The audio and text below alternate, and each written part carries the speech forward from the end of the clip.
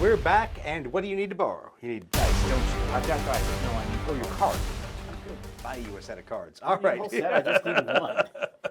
You all can see what I deal with here. So, welcome back to Taxila Coil, and welcome to episode 6, right? I've lost track. I can't remember anymore. That's all right. Don't worry about it. We'll figure it out here. Okay. Obviously, so our team for tonight, we've got Connor playing Stormy, the AWACS. They'll never remember. It's fine. That's fine. You should tell us anyways and just change it every week and see if we notice. No one knows. He'd be like totally, yeah. I'd even ask him where his airplane was.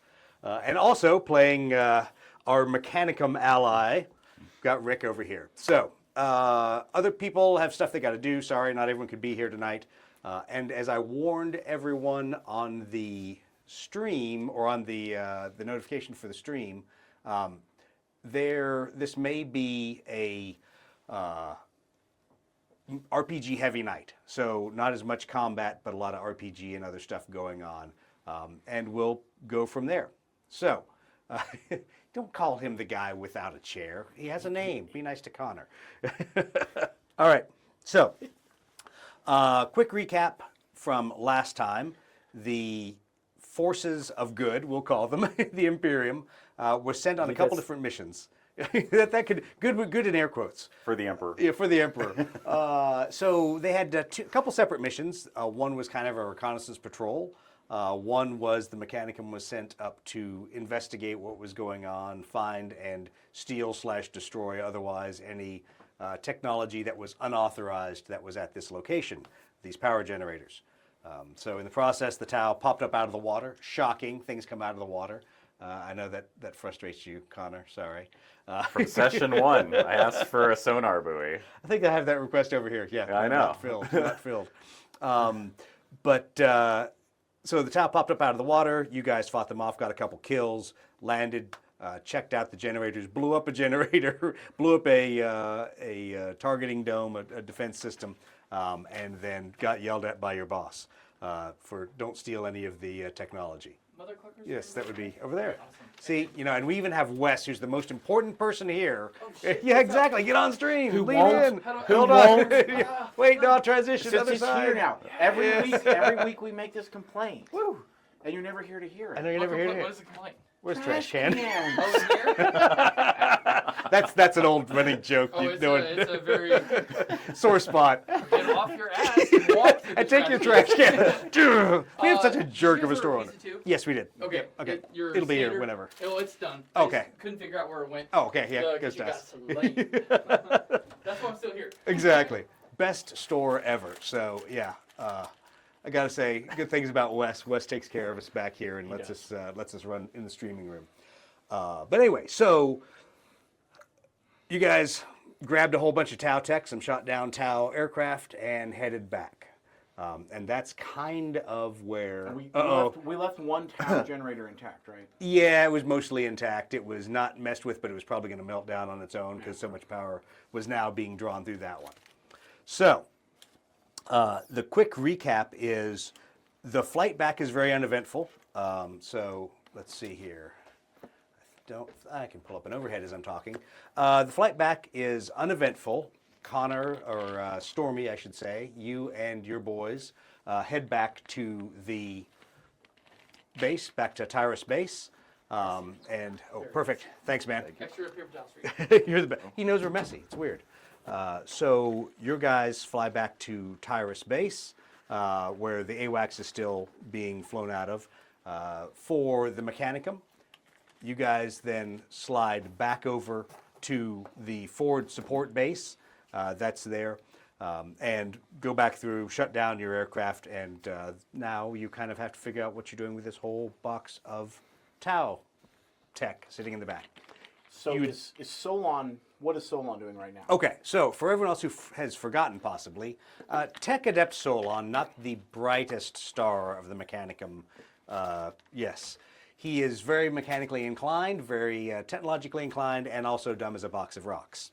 But he's very useful, as we can tell. So Solan was really fascinated with everything, was starting to go through everything after about the third time you yelled at him and said, Solan, don't touch the box. He sits on his mechadendrites, I guess, instead of his hands, and doesn't mess with the rest of the stuff until you get there at landing. You shut down your ornithopter, your archaeothopter, step out of the back, and he's there to help you unload with whatever you're going to do. It is now nightfall. You have landed back on the Imperial side of the base, but you don't really have an office, a warehouse, or anything to take this stuff from. Do I have quarters? You have quarters, but this is more stuff than you probably want to try to cram in your Does small Solan have little. quarters? Solan also has quarters, but there's a lot of stuff. So everyone's kind of looking around and like, where's the largest tarp we can find that doesn't say look for Tau gear under this? But there's not a whole lot of easy concealable options. Can I right lock this my minute. ornithopter? Yes, absolutely. You can seal it off. You can set it with a key code, with a whatever mechanicum used to access things like that, and it will not be messed with. Okay, so for now, we're going to leave it where it is. Right, and we talked about did you want to send a message back to Magus Cax and ask him what am I supposed to do with all this stuff? Yes. Okay. So It is fully my intention to not do that with all of this stuff. right. But I have to look like I'm doing what he's asked. Right. So you simply get a very small binaric message that comes back, not binaric voice, but just binaric through the data streams that says, I will tell you in person. Oh, that's not good. And leaves it at that. Not good. All right. So you guys probably then lock your ornithopter, go do whatever you're going to do for the Are rest there of the any of evening. these pieces that are small? Any ones that Solan was particularly... Yeah, there's like small power couplings that aren't like That's the one giant. that Solan seemed especially impressed with. Everyone seemed really fascinated with the power coupling because it seemed pretty cool. Can I slip one in my pocket? You don't have pockets, but you can put one under your robe. That works. Do I have a satchel, a You, backpack? you could easily grab one of the power couplings out of there and take it with you. When And Solan's not watching. that's fine. Yep. Solan has to go over and like put chocks behind the wheels of the ornithopter or whatever. And so yes. All right. So that's pretty straightforward. What you do notice though is as you're packing everything up, locking things up, sealing up the aircraft, there's a lot of activity on your Imperial side of the airfield, much more so than what usually goes on early to late evening for the. And this for is the not field. the same spot that Stormy flew back to, right? Correct. He went back to the starport. But And real quick, right as you notice after landing and shutdown for Pinka's aircraft, her flights all come in. She is met by Paulus at the aircraft. They have a real quick conversation. She kind of grabs her stuff, calls the rest of the flight kind of comes over. They all grab their stuff, and they just kind of hustle off and disappear. And Paulus goes over and is observing other crap going on. what about the Taxila pilots? They do not come back and land with you. So. Are they based out of this, or are they based out of So and refresh my memory which Taxila ones it was. Because it wasn't Saw and it wasn't Pterodons and it that's was right. yeah, you didn't have any on that last one. It was all you were all organic. Okay. So yep. Okay. So keep eating that piece of pizza fast because I'm about to call on you. Don't mind as my other player stuffing his face. All right, yes. Okay, so you guys go back and you land back at the main base, which you're noticing there's a lot of activity there too, but obviously there's very few aircraft. There are some heavy Marauder bombers that are now there with you guys.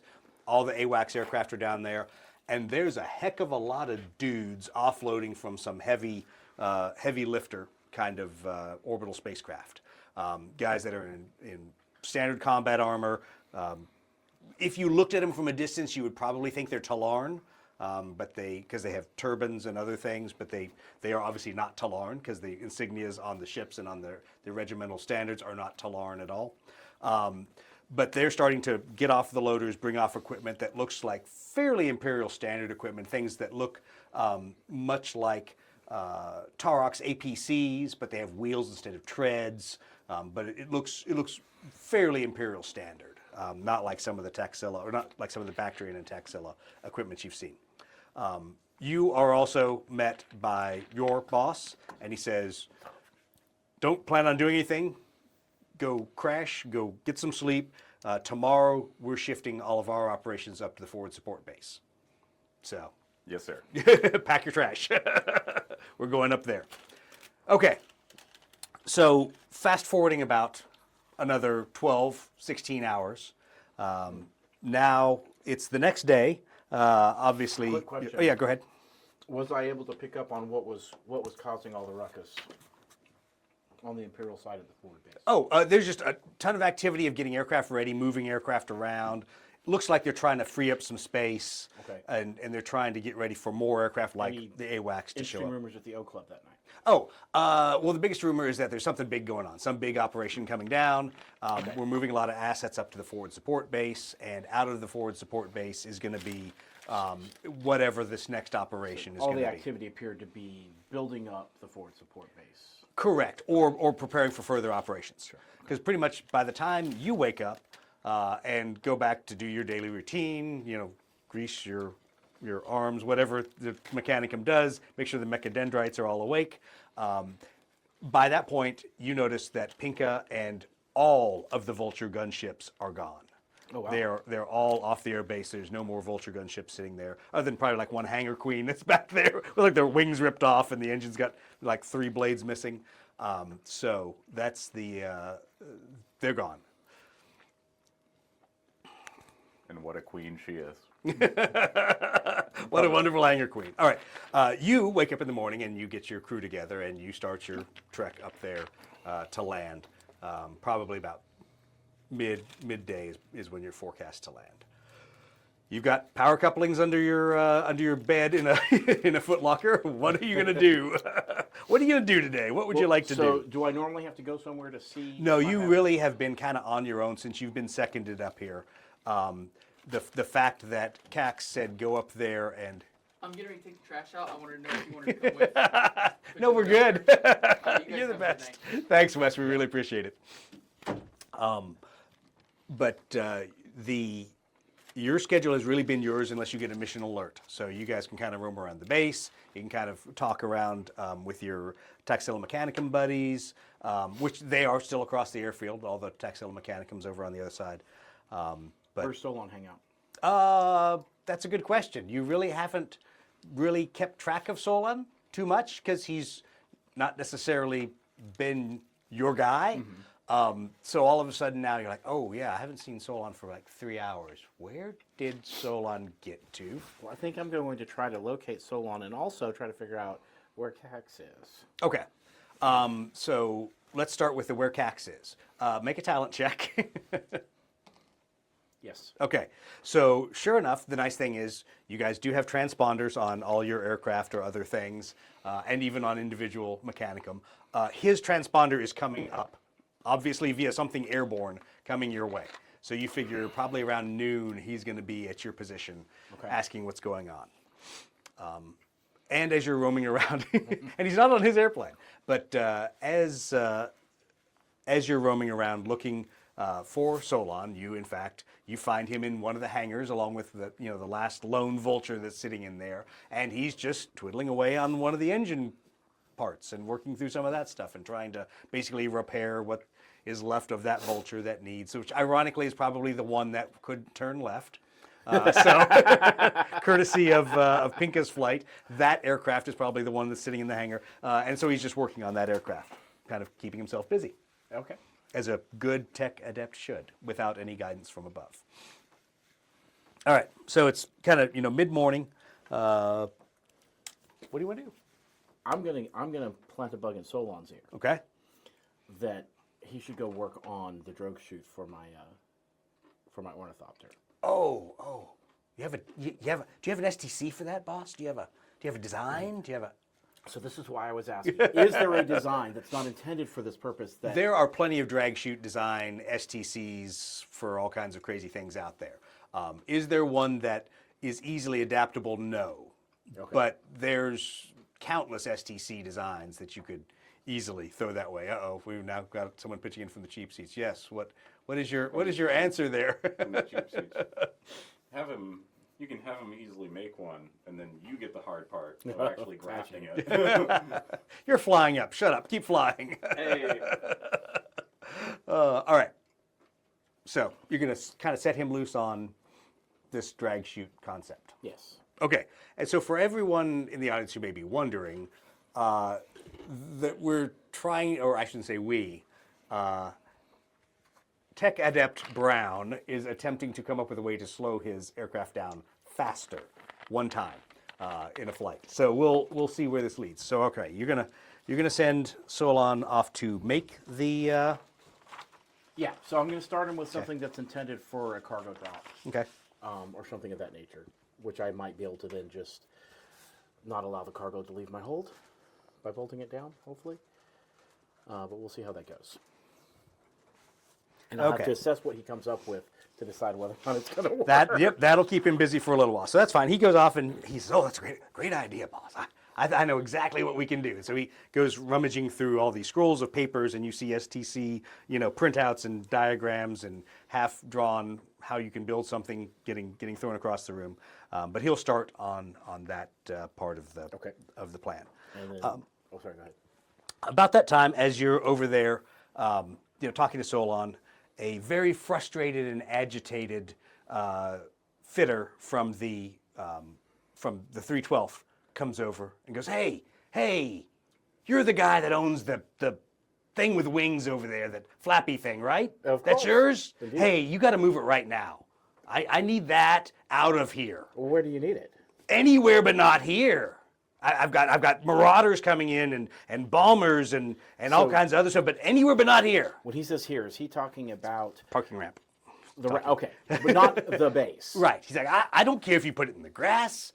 I don't care if you shove it up your ass. Anywhere but just not here. All right, I'm gonna roll my eyes and go start warming up the bird. Okay. All right. So you look over at his name tag as you're walking past, making note of who this royal pain in your butt I'm is. actually gonna tell him to come help me. He's like, "Look, if you want my help, we're going to grab that rolling tug over there, and we're going to drag your flappy little airplane off into the grass. So I suggest you start her up and go put her somewhere else." Well, I'm gonna start her up. Just pull the chocks when I tell you to. So then senior fitter Ralph Thorne is out there, and he pulls the chocks, and you can now move your aircraft to wherever you need to, and you notice there's, obviously spots in the grass. You could park between defense batteries. Over with the Taxila peoples. Strangely, they have empty parking spots over I'm there. gonna go park with the Taxila peeps. Weird how that all works out. Okay. So That's where I was going anyway. yeah, exactly. Saved you having to walk over there. All right, so you move your Archaeothopter over there, land at the Taxila line, and of course, the Taxila Mechanicum are kind of looking at you a little strange. And then, fortunately, you see the datasmith that you've talked to comes out and kind of waves at them and walks up to your aircraft, even though the wings are still flappy as it's sitting there in the line. And in binaric asks, "What's going on?" And it's pretty good Mars binaric. It's not like there's no missing code in it. It's very, very smoothly spoken binaric. So I'll just respond in binaric. I was asked to clear the loading ramps. Oh, they kicked you out too, did they? I thought they liked Mars Mechanicum and just kicked us Taxila Mechanicum out. I thought I might find a friendly face here. Absolutely. He's like, "We've got parking spots on the end there, right next to where the pterodons are sitting. Park right there. We've got plenty of space over here. We will have other aircraft coming up later, but you're welcome over here anytime." And since Anytime. I can vertically take off, I can just... Yeah, exactly. And you can, anywhere, right? yep, exactly. So he tells you where the parking spot is, so you can direct yourself over there and park. Okay, so you park, you shut down. Once you shut down, he walks over, and you guys have talked, but he's never really formally introduced himself. So go back to where all my names are written down. Datasmith Secundus. He's a Datasmith Secundus, so he's not top rank of their guys. Euthydemus, try to say that 6 times fast. Euthydemus, yeah, exactly.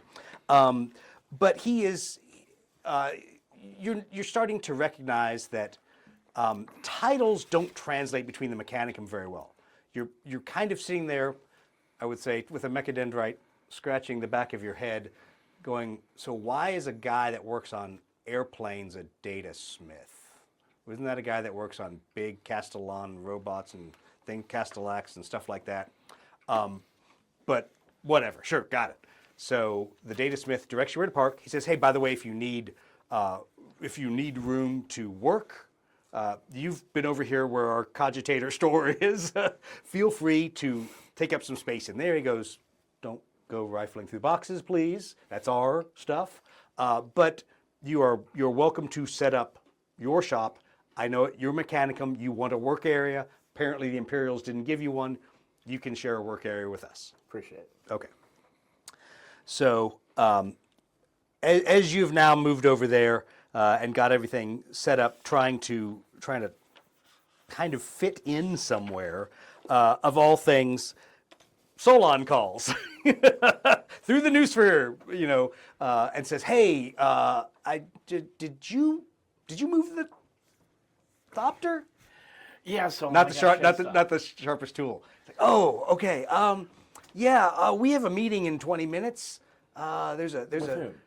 With Wing Commander Paulus. It's a big kind of, everyone's in this meeting. Said it, we all have to be there. Okay, where is it? Oh, over here. Is there a spot where Yes, the meeting it's takes actually place? at the kind of at the O Club. This little gathering area out there. All right, well, I'll meet you there, so. So okay, I'll see you there. So as the rest of the day progresses, you head back over for the meeting, and milling around, you see a lot of the 312's pilots. Obviously, you still see no Vendetta, no Vulture pilots. There's a few Vendetta pilots that are now there, but it's certainly not the entirety of the 312's Vendetta pilots. It's kind of a small cadre of them. And you see, some other random aircraft that haven't necessarily been there before. So there's a couple pilots you recognize as Marauder wing pilots. And obviously one of the AWACS is already there. So you now see some of the AWACS pilots there, but it's kind of it appears that the majority of the wing is slowly making its way up there. All right. And about that time, another AWACS comes into the pattern, lands, rolls out, and their slimy crew gets told to make their way over to the meeting immediately. So, Jack's here yet? nope, Cax is not here yet. He's flapping his way with a thopter on his way up. Okay, so Oh, no, they're not the only one. pretty quickly, once the last crew arrives, the meeting starts, and as usual, Wing Commander Paulus goes, "Thank you, Stormy, for making it here to join us. Half an hour late. You're welcome, sir. Anyway, if I may begin. We are about to start a major operation in the next few days, but we have a problem. We don't have enough assets to do what we need to do. So the first thing I have to tell you, no offense, the AdMech will not let us use Bactrian equipment. Obviously, we lost the smaller Ford ship that was producing our aircraft. My apologies to the Mechanicum. But at the same time, I could go buy, or requisition, shall we say, a bunch of Taxila Mechanicum and Bactrian aircraft that look a lot like ours. But our own Mechanicum won't allow us to do that. So I have to tell you to conserve assets. Do not fight as if we were Acadia. Do not jump into the teeth of the enemy. Save your assets because there aren't enough of them anymore. And that even goes for you, Mechanicum, because I don't know where we'll find another ornithopter, Raucheothopter, whatever you call that bizarre thing that sits out there. Or actually sits over there now. Did he actually have the authority to chase me away? Who? The fitter. chief fitter. Yeah, probably not. You're Mechanicum. You're a step. You're a complete different directive here. It was easier to comply. Yeah, exactly. It's easier to comply than to fight that one. Yeah. So, his point that that he is making is, look, Majos Cax's Ford ship survived the transit, obviously, because he's on his way here to join us. But all of the equipment that is being produced there is ground equipment. So it is for the soldiers of the 94th, it is for the Kazarkan, it is not capable of producing aircraft yet. I have asked him to very quickly turn over and stop producing las rifles and las pistols and start producing airplanes, because apparently, and he kind of looks at you two, we keep losing them. Now, I still got mine. exactly. And he goes, I realize you all are looking around to blame Pinka. She and her crew and the rest of the Vulture pilots are off on this upcoming mission.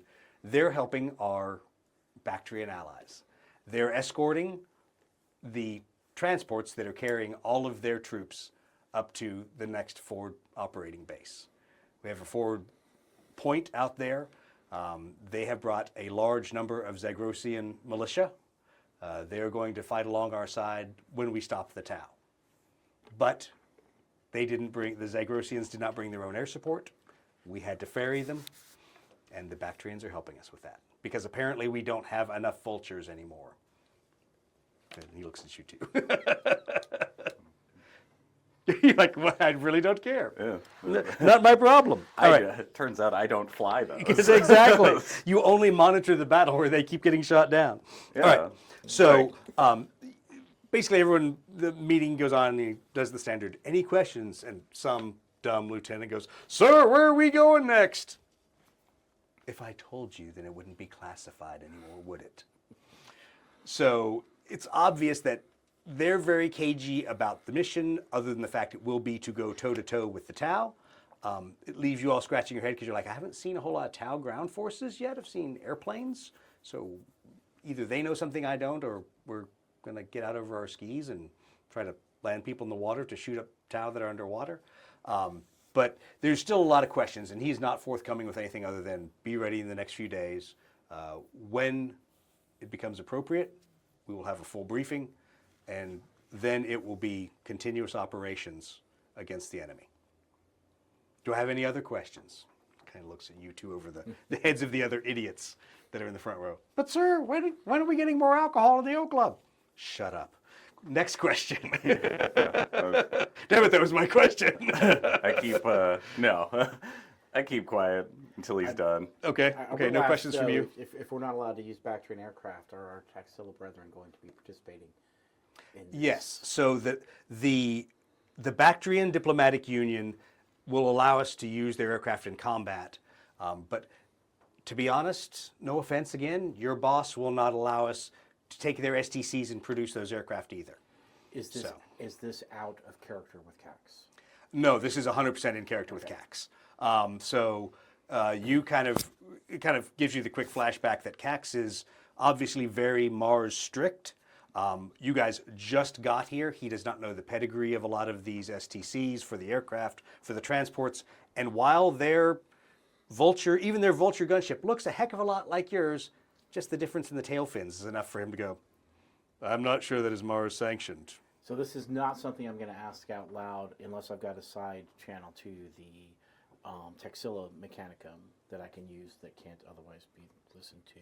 But can the Taxila factories, for lack of a better word, Oh yeah, they'll print Imperial stuff any day. they can print our STCs?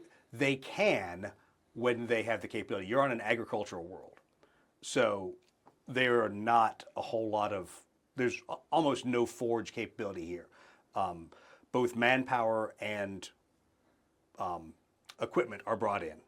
So on this world there isn't, but if the Taxila were given standard Imperial STCs, they'd probably go, oh yeah, we got that one. That one sucks.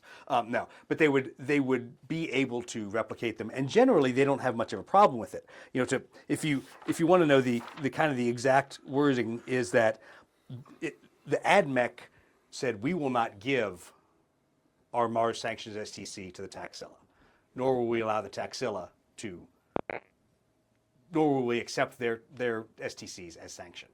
Okay. So CAX has kind of painted the entire regiment into a corner. So what in the back of Brown's mind over here? Yes. Tech Adept Brown, that just doesn't sound very 40K-ish, but we'll work Well, with it. I mean, Murdoch. Yeah, That's exactly. his middle name, Doc Brown, right? Murdoch Brown. He's trying to find a loophole where he Right. can take Mars pattern STCs, use Taxila equipment to build things without actually giving our STCs Right. to Taxila. Okay. And he's Think about how you're going to do that with a firewall, because that's going to be a little tricky. Yeah. So, If it okay. accidentally gets through, it accidentally gets through. It's weird. I accidentally left some STCs behind. They're not going to use them anyway. Okay. Yeah, I guess once we're out of the meeting, I'm just going to turn to you. Just be like, I'm pretty sure the colonel does not appreciate that I have the same kill count as our vulture gunships. I look out on the field. We don't appear to be short marauders, at least. No. Yeah. Okay. So while you guys have been doing this, there's been other flight operations going on, and the Bactrian Defense Union, the Taxila aircraft have been flying off continuously, doing their operations. CAX is still not here. Would you like to take a look at any of your Tau hardware before he arrives? How long before he gets here? Probably about another hour or two. He will show up So pretty do soon. I have time to get my little power coupling over to, or maybe a different power coupling over to my Taxila side? You probably have time to go to the Taxila side, grab a power coupling, fool that's- with them for a little bit if you want, because he's not going to taxi over and probably land at your side. Right. He's probably going to go to the Imperial side, being the hive muckety muck that Since he my is. ship's over there anyways, and Right. all the stuff is in the ship, I would go over there. I'm going to go to the ship, and I'm going to grab a couple of things, and I'm going to stash them. That's probably, I don't think I have time to play with them. I'm going to Okay. try to find a hide place to perfect. hide. Yeah, well, them. as the data smith offered you, you walk in and there's a fairly organized Mechanicum style workspace where you can put crates of things, and no one really notices because they're all Mars markings, Taxila markings, all kinds of other stuff. So another couple crates or boxes of parts wouldn't look out of order. Okay. Line out where it says heresy only. Do not touch heresy. Well, that was Yeah, something else. exactly. But you could easily put it in the hangar there.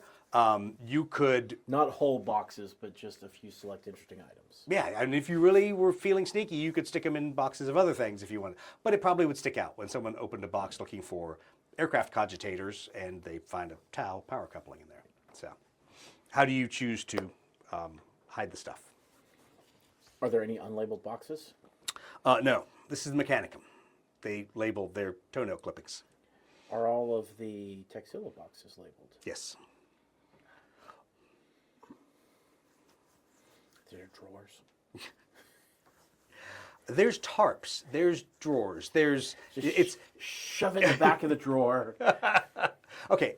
Basically, you find a kind of a 40K equivalent of large wall locker kind of things, and you can just shove boxes in there, and no one's necessarily going to look. But remember, you have parts of a Tau airplane that was shot down that you picked up. So some of this is a little bit bigger. So, Just the small stuff, Okay. like So- the power couple. Okay.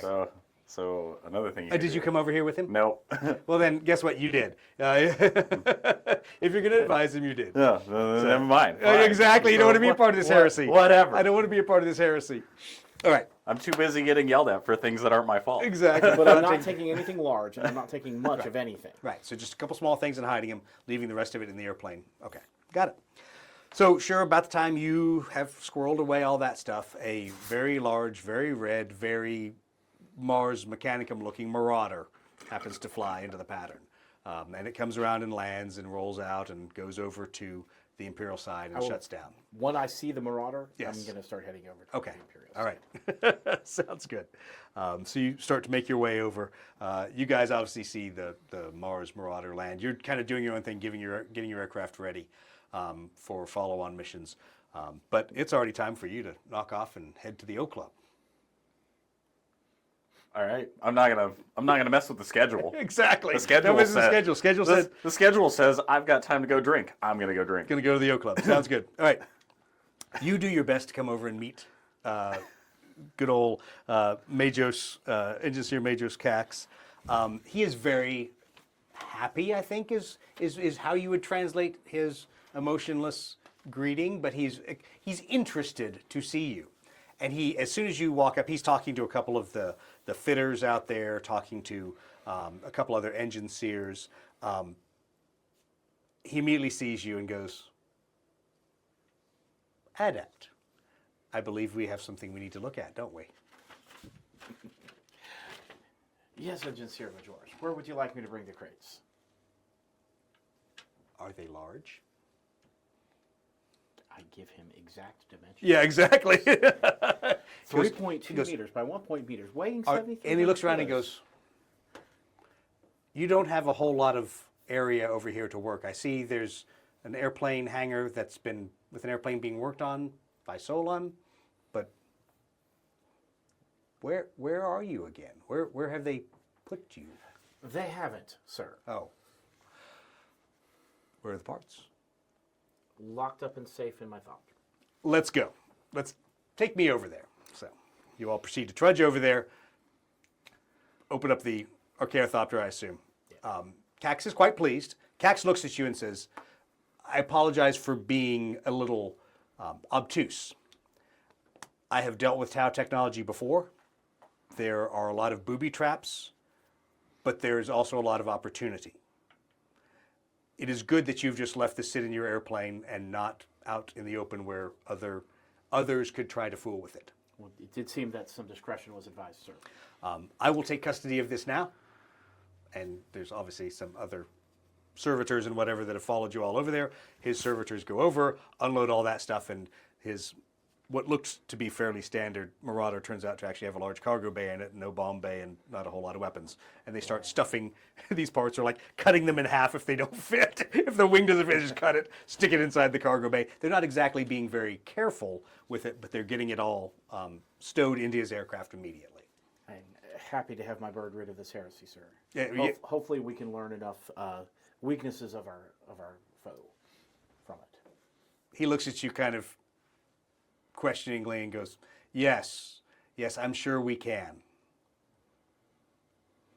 Let me know should you need assistance with that.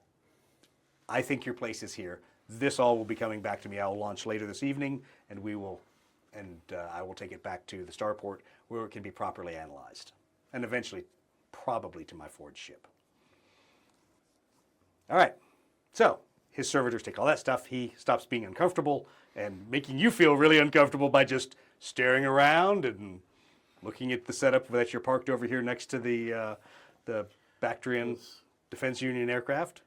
So But he doesn't say anything to you about why are you over here? Oh my gosh, you should not be parked next to them.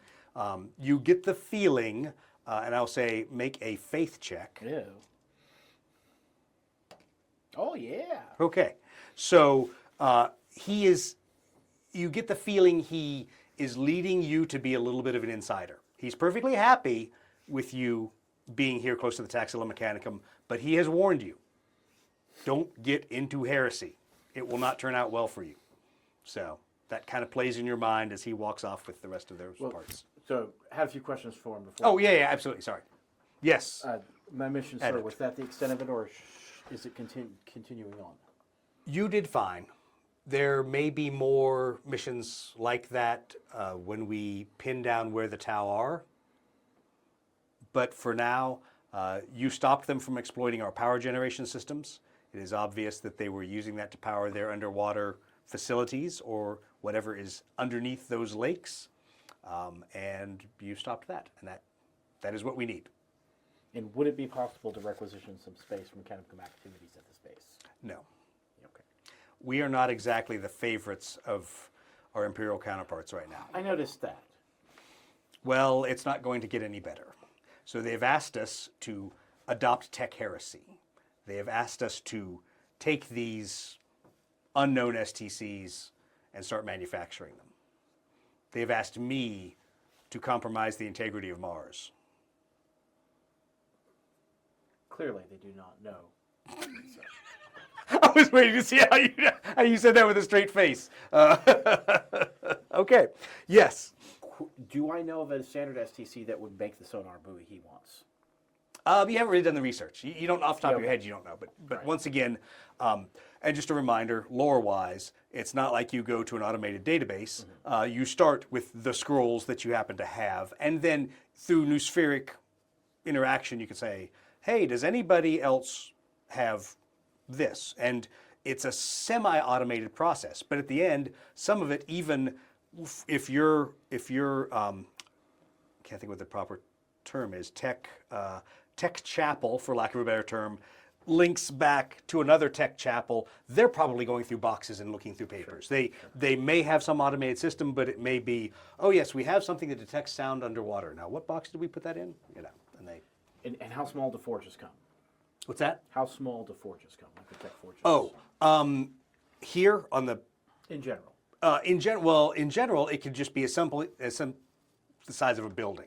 Something very small to make very small STCs for if it was on like an ag world like this. Obviously, Cax's ship is a standard Mechanicum arc that has huge forges, but that's also for putting out everything from a knight to a las gun. Right. So anything pretty much short of a Titan, he can pretty much make up there. I'm just trying to figure out what the options are going to be for me to get a hold of manufacturing capability. Travel. Okay. Off-world. Okay. Yeah, you will have some replication capability. You will have some basic STC work that you can do to make parts and things. But if you're looking to make a thing that is larger than, let's say, this table, you will have to do that off-world. Okay. That capability is not resident on the planet. Okay, so it's about time for you to go to the O Club as well, because there's not a whole lot to do. So I assume everybody kind of filters over there for the evening. And decides to try to figure out what's going on. There's obviously a lot of talk about the upcoming missions and everything. And you kind of look around the Oak Club and you notice not a single Vendetta Valkyrie pilot in the Oak Club tonight. Now, how many? There were not very many. There were not very many left. You saw about 4 or 5. Were there any appropriate craft for them to fly at that time? Yeah, there were a few that were on the base. Okay. There were a Are few. they still here? You didn't notice because it was kind of dark when you went to the O Club. But none of their pilots are at the O Club. So. Can I ping through the noosphere their beacons to see where they're at? Yeah, I mean, it's very easy for you to then go out and check and say, okay, what is the air traffic that's happened in the last hour or whatever. None of them are taken off. There's still a handful of there's actually 4 Valkyrie/Vendetta type airframes that are sitting at the base right now. Okay. But out of the vast air armada that is the 94th, that's a very small percentage. And no vultures other than the broken one. All right. So, I guess you all just have a rip-roaring good time at the club. I'm going to stay sober and listen. Okay. Go ahead and make a talent check, both of you. No. Nope. Okay. You have a really good time. And, yeah. You have a good time, and it's a good time for the Mechanicum and the Imperial Navy pilots who don't fly Vultures, or Vultures, Valkyries, or Vendettas at the bar. I got told that they were going up north to push mill. Who do you say that to? I have, it brings up a good question. Yeah. Who are the other AWACS crews? Yeah, so around? there's one AWACS crew is not there. They're obviously crew resting because they're going to have to launch out here in a couple hours. Because your schedules basically run 8 hours. So on a fairly almost Earth standard timeline, it's really about a 25-and-a-half-hour day on Bactria. But it's generally a midnight to 08, 08 to 1600, 1600 to 2400. So there's a crew that's obviously, getting ready to go fly that next mission, so they're not in there. But the other crew that has just flown their window to come up and landed a little bit early is there and kind of sitting around.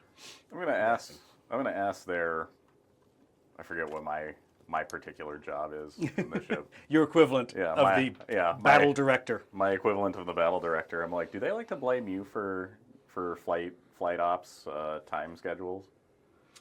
We're the air coordinator. We take the blame for everything. If people land late, it's our fault. If people take off late, it's our fault. If people get shot down because they're stupid, it's our fault. We're the battle director. We direct the battle. Didn't they teach you that? Yeah. Scola? Okay. Okay, just want to make sure. Yeah. All right, yeah. We take all the blame. Okay. Just wanna make sure that I mean, you are staying high over the battle and just monitoring and using your cogitators to jam the enemy targeting, right? Hey, so this is where I look back at my pilot in full. Your Krieg pilot. My Krieg pilot in full combat gear. I'm like, how many kills do we have? Yeah. Just I'm just asking. Okay, that's fine. Your crew, your ship, your battle. yeah. Okay. I can't help them, even when Help them. even when I'm there. All right. So try. go ahead and make another talent check. Are any of the Taxila? Yeah, any of the Taxila folk here? I got a 1. Strangely, no. So you notice that the most surprising part of it is who's not here. They're fighter pilots who are always here in the bar, no matter what. Yeah, It's those two. exactly. Saw's not there. Gyro's not there. Neither of the other 2 wingmen that you saw fly in that day. There's now more than 4 pterodons out there. There's actually 8. But none of the Taxila and Bactrian Defense Unit pterodon pilots are in there. 0, none. You passed yours, right? Yeah. You notice that your arch enemy's not there.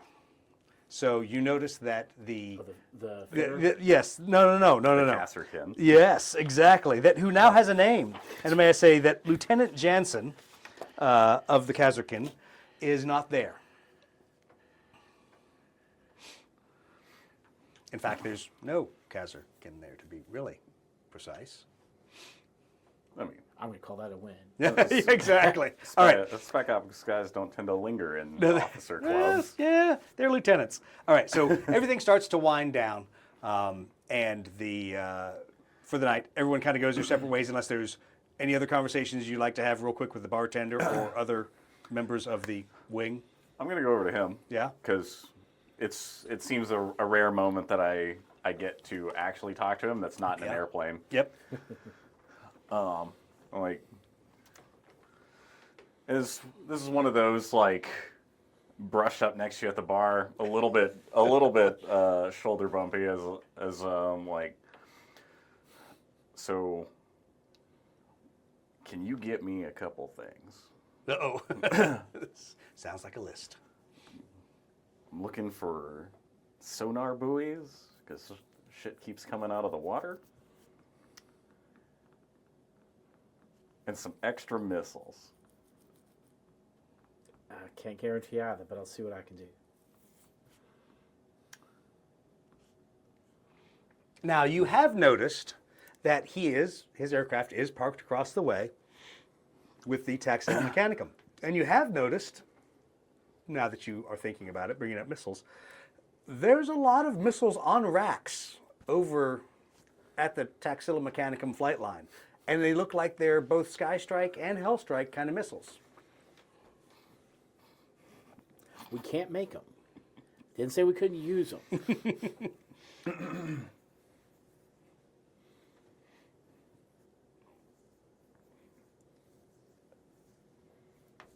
All right.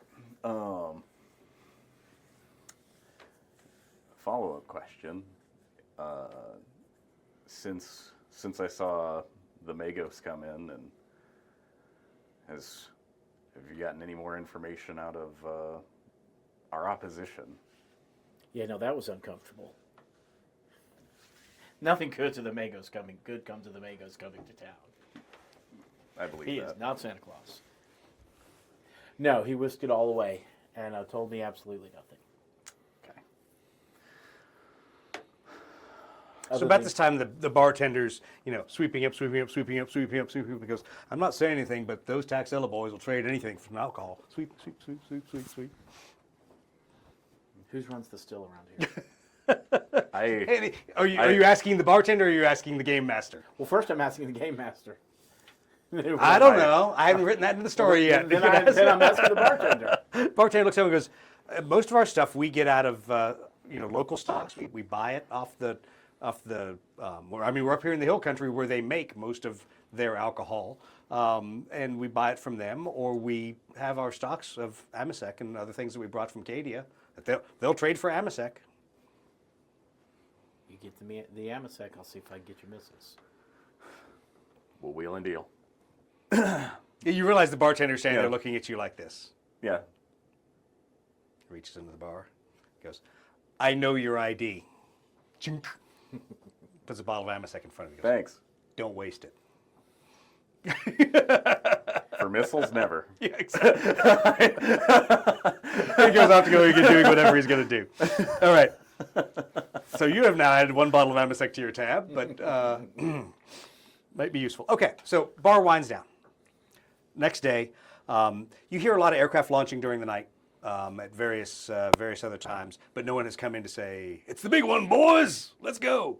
But as the mechanic, are rising early to go over and check on your poor airplane that's been exiled, you notice that there's a number of the Bactrian airplanes have launched and are gone. Some of the Marauders are gone from the Imperial side. But it's obviously not like everything picked up and just suddenly left you guys and nobody talked about it. But there's obviously the beginning of an operation going on. What are your plans for the day since your flight window is, let's see, basically about 0800. I assume you're going to do your get up, have breakfast, pre-flight the airplane. Do you want to contact him at all before you go flying for 8 hours?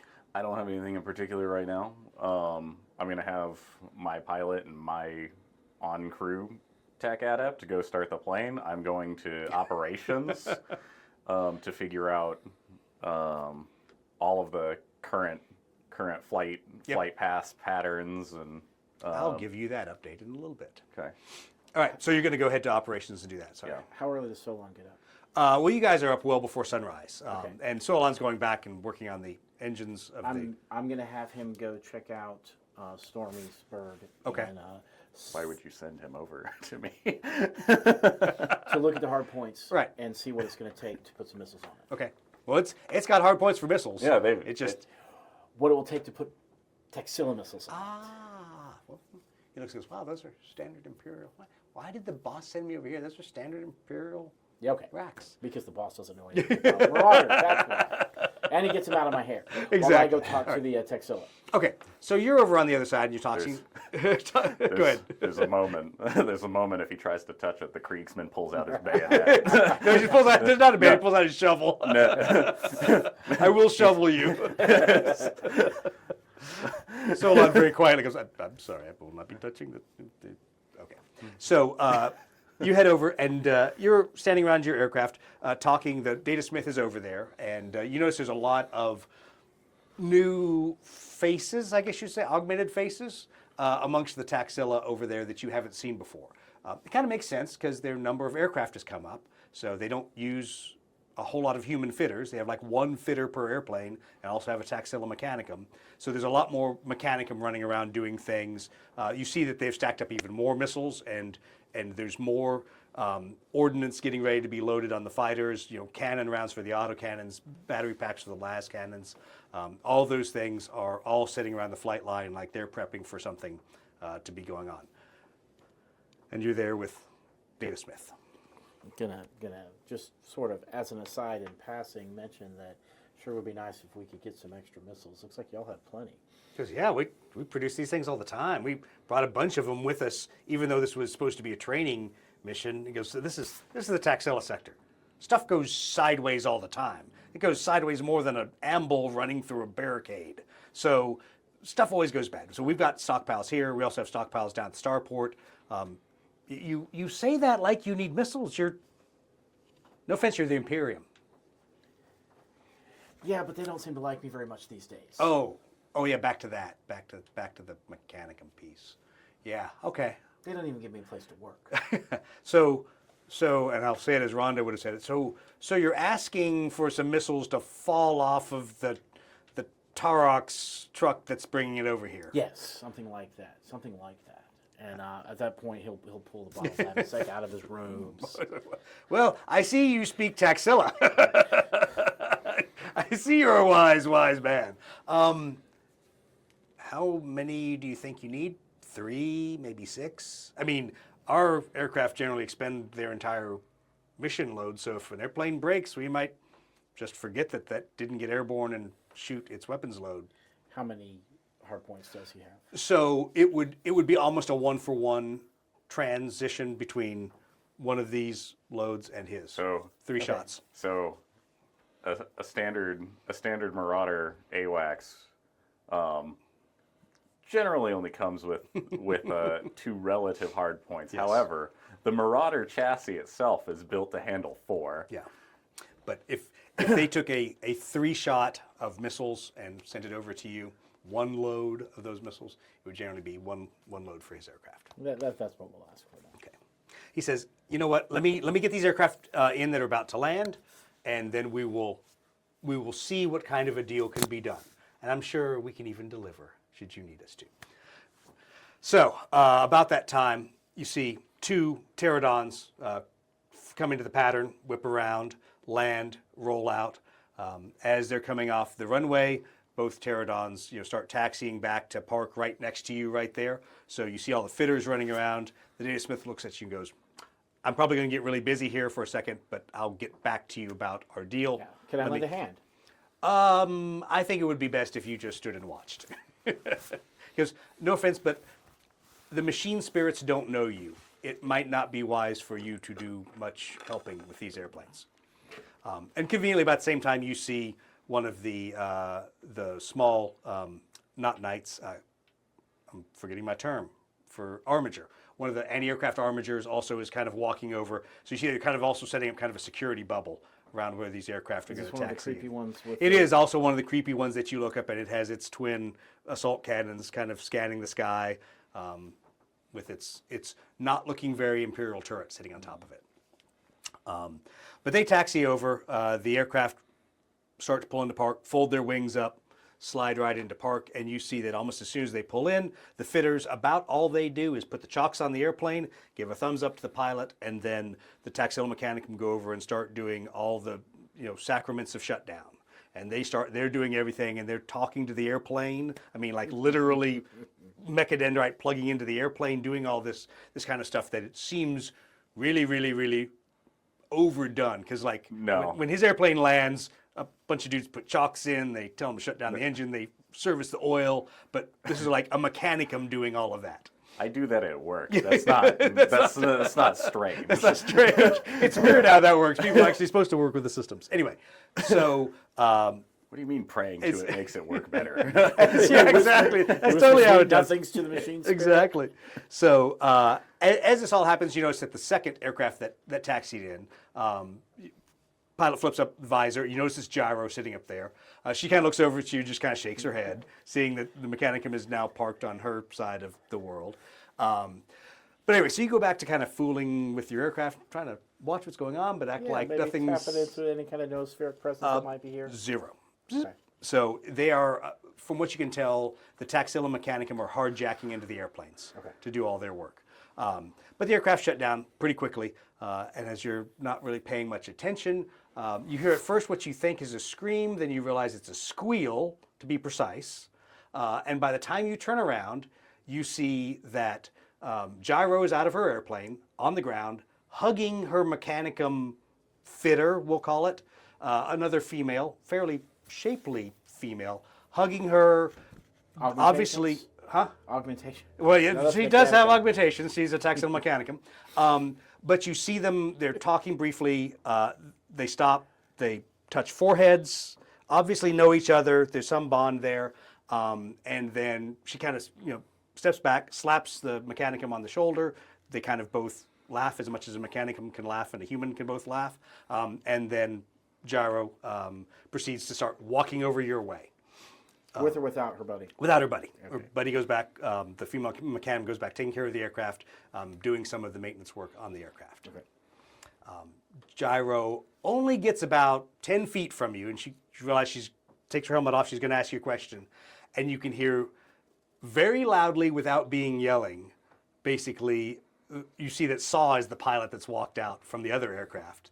And he says, Captain Tig, if you have time for something other than socializing, I would like to debrief. And she kind of looks at you and goes, 10 minutes, 10 minutes. And then turns around, Yes, of course, sir. Absolutely, sir. I'm right there, sir. And goes off to go debrief for the next few minutes. Okay. Do they go into a building or are they just? Basically, they go off to where you see some of the mechanicum came out from. So there's like an office space, it looks like, over there. And they go kind of into that area, not into where things are stored, not into the hangar proper, and definitely not under the wing of the aircraft, but actually off kind of over around into an office space to debrief. Okay. It's about time for you to launch. So operations gives you the mission. They say, okay, things have gotten really interesting up in the north right now. We need you to proceed up onto the northern station. When you get up there, your counterparts will tell you the frequencies and will tell you the individuals to contact. There's a number of Kazurkan teams that are up there in the mountains right now, and we need you to coordinate air support for them when you get up there. We don't have any more Imperial air support out of this base. We've got some that's launching out of other FOBs around the area, the remnants of the 312th Wing, but there's not a lot of air support. So whatever you need to do with air power, be very careful with it. Yes, sir. All right, so you start up your airplane and you're getting ready to go. About that time, you see Saw go storming off out of the office about 15 minutes later. Maybe Gyro was... Saul more upset than Saul normally is.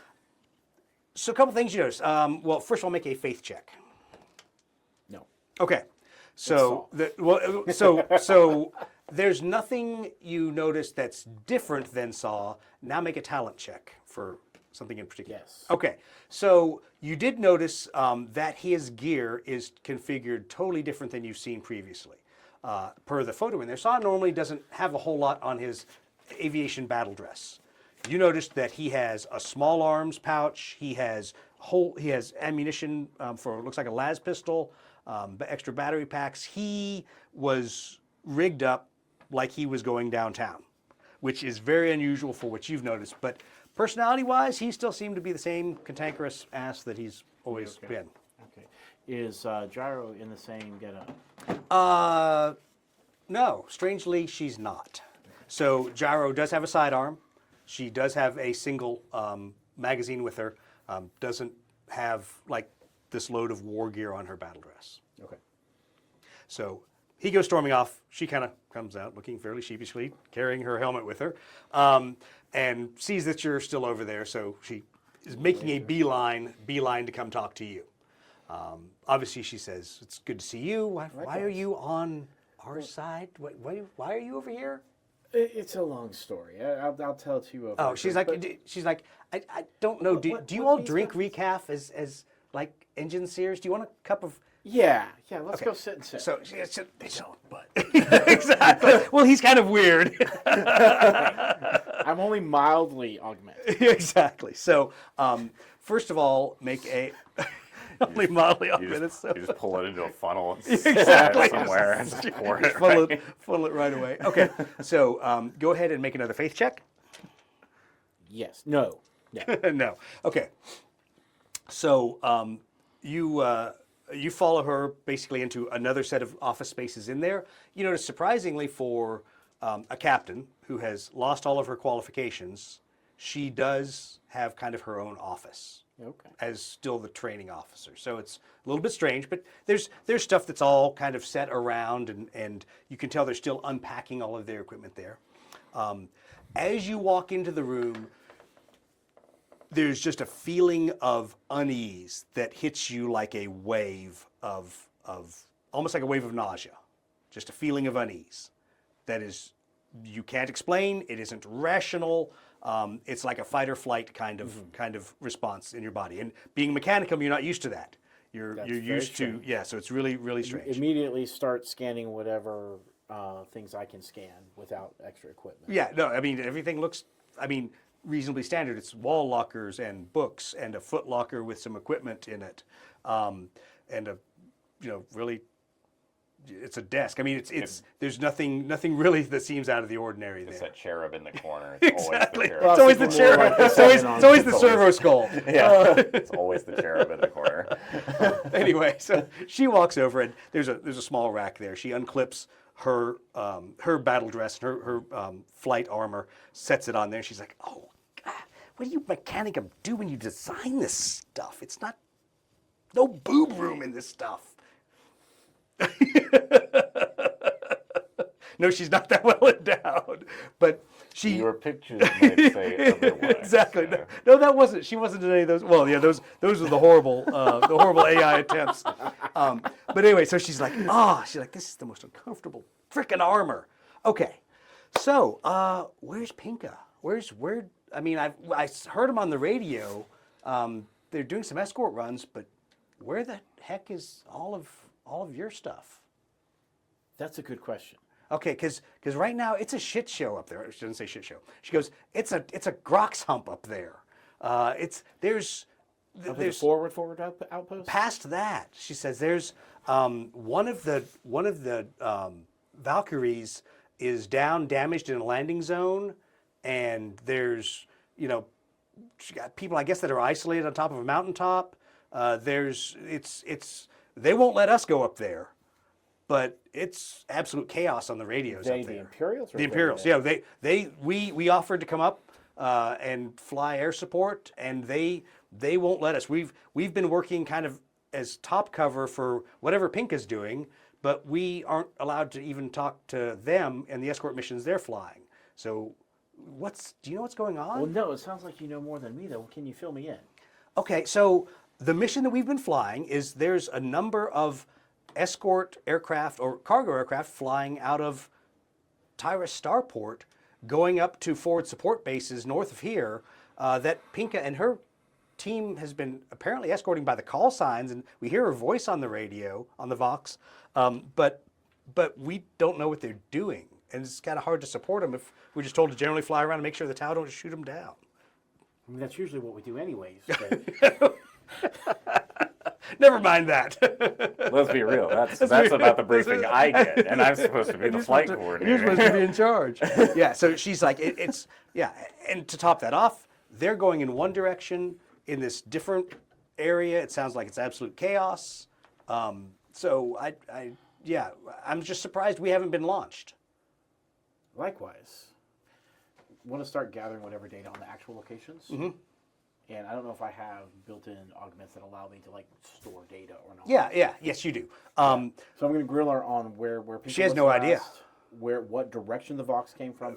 She literally knows to the north, well to the north. Okay, that's but she doesn't have any target area coordinates or anything like that. And she couldn't visually pick out where the aircraft were going in to land, but she just knows there's another base that has apparently been established. Sounds like it's special operations kind of super secret thing. Can you get me a map of that further north area? Do I look like I have printed maps around here? Yes, actually. In this room, yes. Yes, you do. No, I don't. I've got a data slate. That'll work. Plug it in, let me download it. No, it doesn't work that way. She's like, you can take a screen cap of that. But literally, she doesn't have a whole lot of information either. It's pretty obvious that she and Saw were flying a very not to interfere kind of mission. Don't get in the way of the Imperials, but you're there in case something goes really awry. Yeah, have they had any contact with the Tau? No, haven't seen any Tau since they. Does she have any idea what brought down the smoking? What'd she say? A vulture? No, it was a Valkyrie. Valkyrie. She goes ground fire. I assume we've seen no indications of any Tau aircraft. Because once again, if there was aircraft that shot it down, they would have called us in because there was no Imperial escorts with that one. So it's weird. I don't understand it. So. What about your Questoris buddies? Those guys out there that walk around that are the guards? Oh, those nudge, nudge, wink, wink.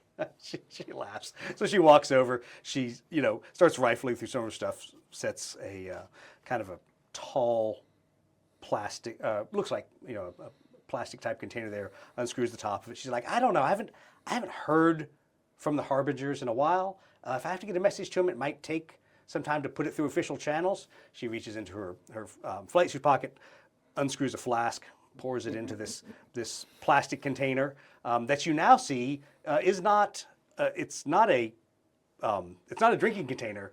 There's a plant in there. She's watering a plant as she's having this discussion with you. She's like, yeah, I've got no idea, and puts the flask back in.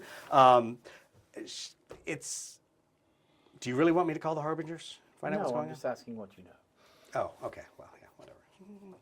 Takes the plant, sets it over there. Goes, I can ask him. She took a flask out of her pocket, like a hip flask. A little bit larger than a hip flask. I mean, it's like a Oh, she likes the like a big water. gulp. Yeah, no, it's like it looks like a standard flask you would have water, and you could have alcohol in it, but it's like an aviator's flask. Okay, did it look like it was water? It looked like it was water, but it could have been clear alcohol. Why would you pour clear alcohol on a plant? I don't know. It made more idea. sense that she was watering a plant. But anyway, so she sits down behind the desk and she goes, Secretly the drinking container. "Damn it, they're under our plan." But she sits down and she says, "Okay, so we're being compartmentalized out of whatever you all are doing, and it sounds like it's gone crazy up there." We're being compartmentalized. Okay, to what it is we're we. doing. So we need to Yes. figure this out as Yes, rapidly yes, as we possible. do. Okay, shift the story immediately. You get up there and you start doing your battlefield turnover. So you're ready to copy, ready to write this down. So you get this right. Slide me my All right.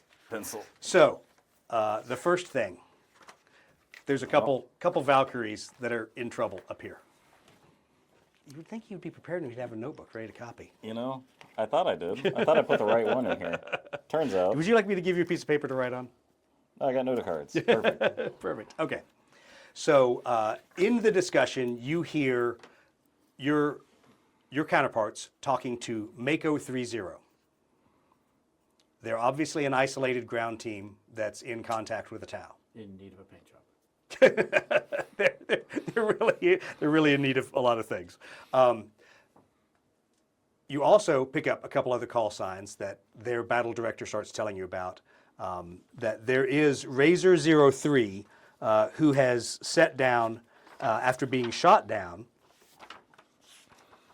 And Razor 03 is they're in good condition, but they're the smoking model that's at the other end of the table.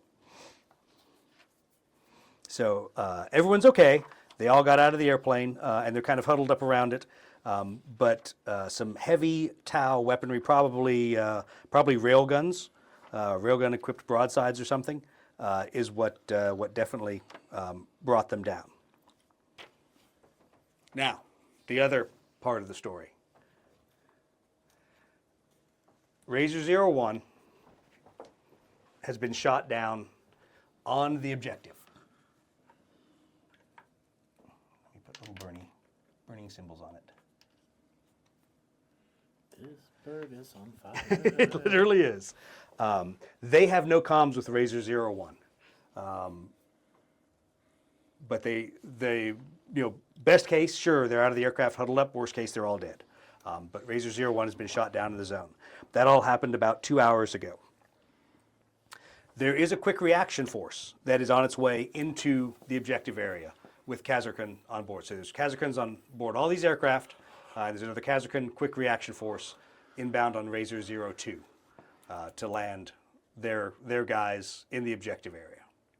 Now, as you start doing this coordination, you hear Marauder bombers checking off station, having done whatever bombing runs they were supposed to do in support of this entire operation, and you don't hear any other Imperial assets on station.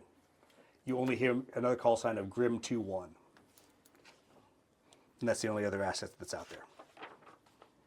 What is Grim 2-1? Are you asking your battle director, or are you going to jump up on the radio and ask Grim 2-1 what he is? Battle director first. Okay. While he's still here. Because it's some crazy special operations Bactrian airplane. I guess it's like it's like their version of a Marauder. But it, I don't know, it shoots sideways, man. It's weird. Does its own thing. Are you going to ask him about that? Sounds like an heavy bomber. Exactly. All right. So start doing your handover, and he goes, "Hey, we don't have a visual on Razor 01. We don't have an indication of their crew. With Razor 01, there should have been more of the quick reaction force. So if Mako and Razor's crews can link up, maybe we can pull them out of there. And we also would really like to recover the damaged but not destroyed Razor 03. So So just to verify, Mako 30 is in contact with Tau. Yes. Raises 03 is on the far side of the table for me. The downed Valkyrie, Yep. but in good condition. 01, the Flaming Wreck. Yep. 02 has the reinforcements. Yes. Are they modeled on this board? They are sitting right here. So Okay. I will I will tell you where they are when you get in contact with them. Okay. So that's Razor 02. And then Grim 2-1. Yes. As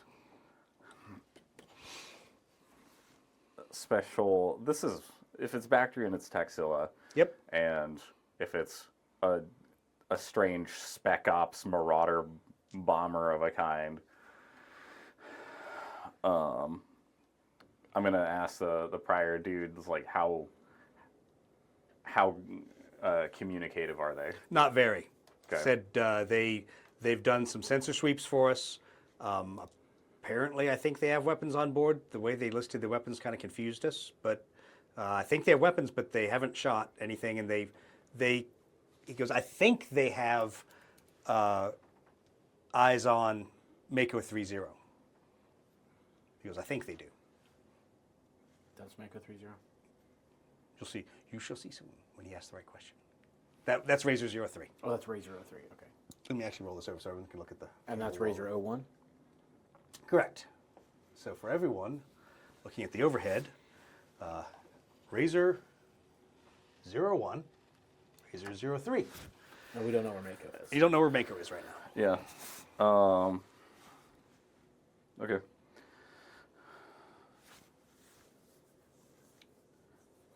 Yeah, I'm gonna do, because if Mako 30 is in current contact, I'm gonna contact Grim 2-1 and say I need ident on. So as you're doing the battle handover, you start trying to contact Mako 30. well, oh, sorry, go ahead. I'm doing Grim 2-1. Right. I'm looking for positioning of Mako 30. Okay. So Grim 21 goes, yes, I've got eyes on Mako 30. Oh, look, your stuff down there, Matt. He says, I've got eyes on Mako 30. He goes, I would mark them, but our data links don't talk. Oh, perfect, yes. Coordinates to spot, please. What's that? Coordinates. Our, Spot coordinates. yeah, please. he's like, I can't pass you any of that stuff easily. He goes, do you see the burning Valkyrie in the landing zone? I do. Okay, so you're looking out over the side, you're looking from behind the pilot's head with your guy out there. He goes, yeah, they're about 50 meters to the east in the terrain. So he talks you onto a spot about there. That is where the Mako team is. All right. He goes, also, he goes, I think that Mako 2-1 is also on deck now. He goes, but I don't have comms with Mako 2-1. What's that? No. Are you going to see him? No. I mean, I might see him before you will, but who knows? You might see him over here sooner. All right, go eat dinner. It's good to see you, Matt, or to not see you. Briefly. Briefly. All right.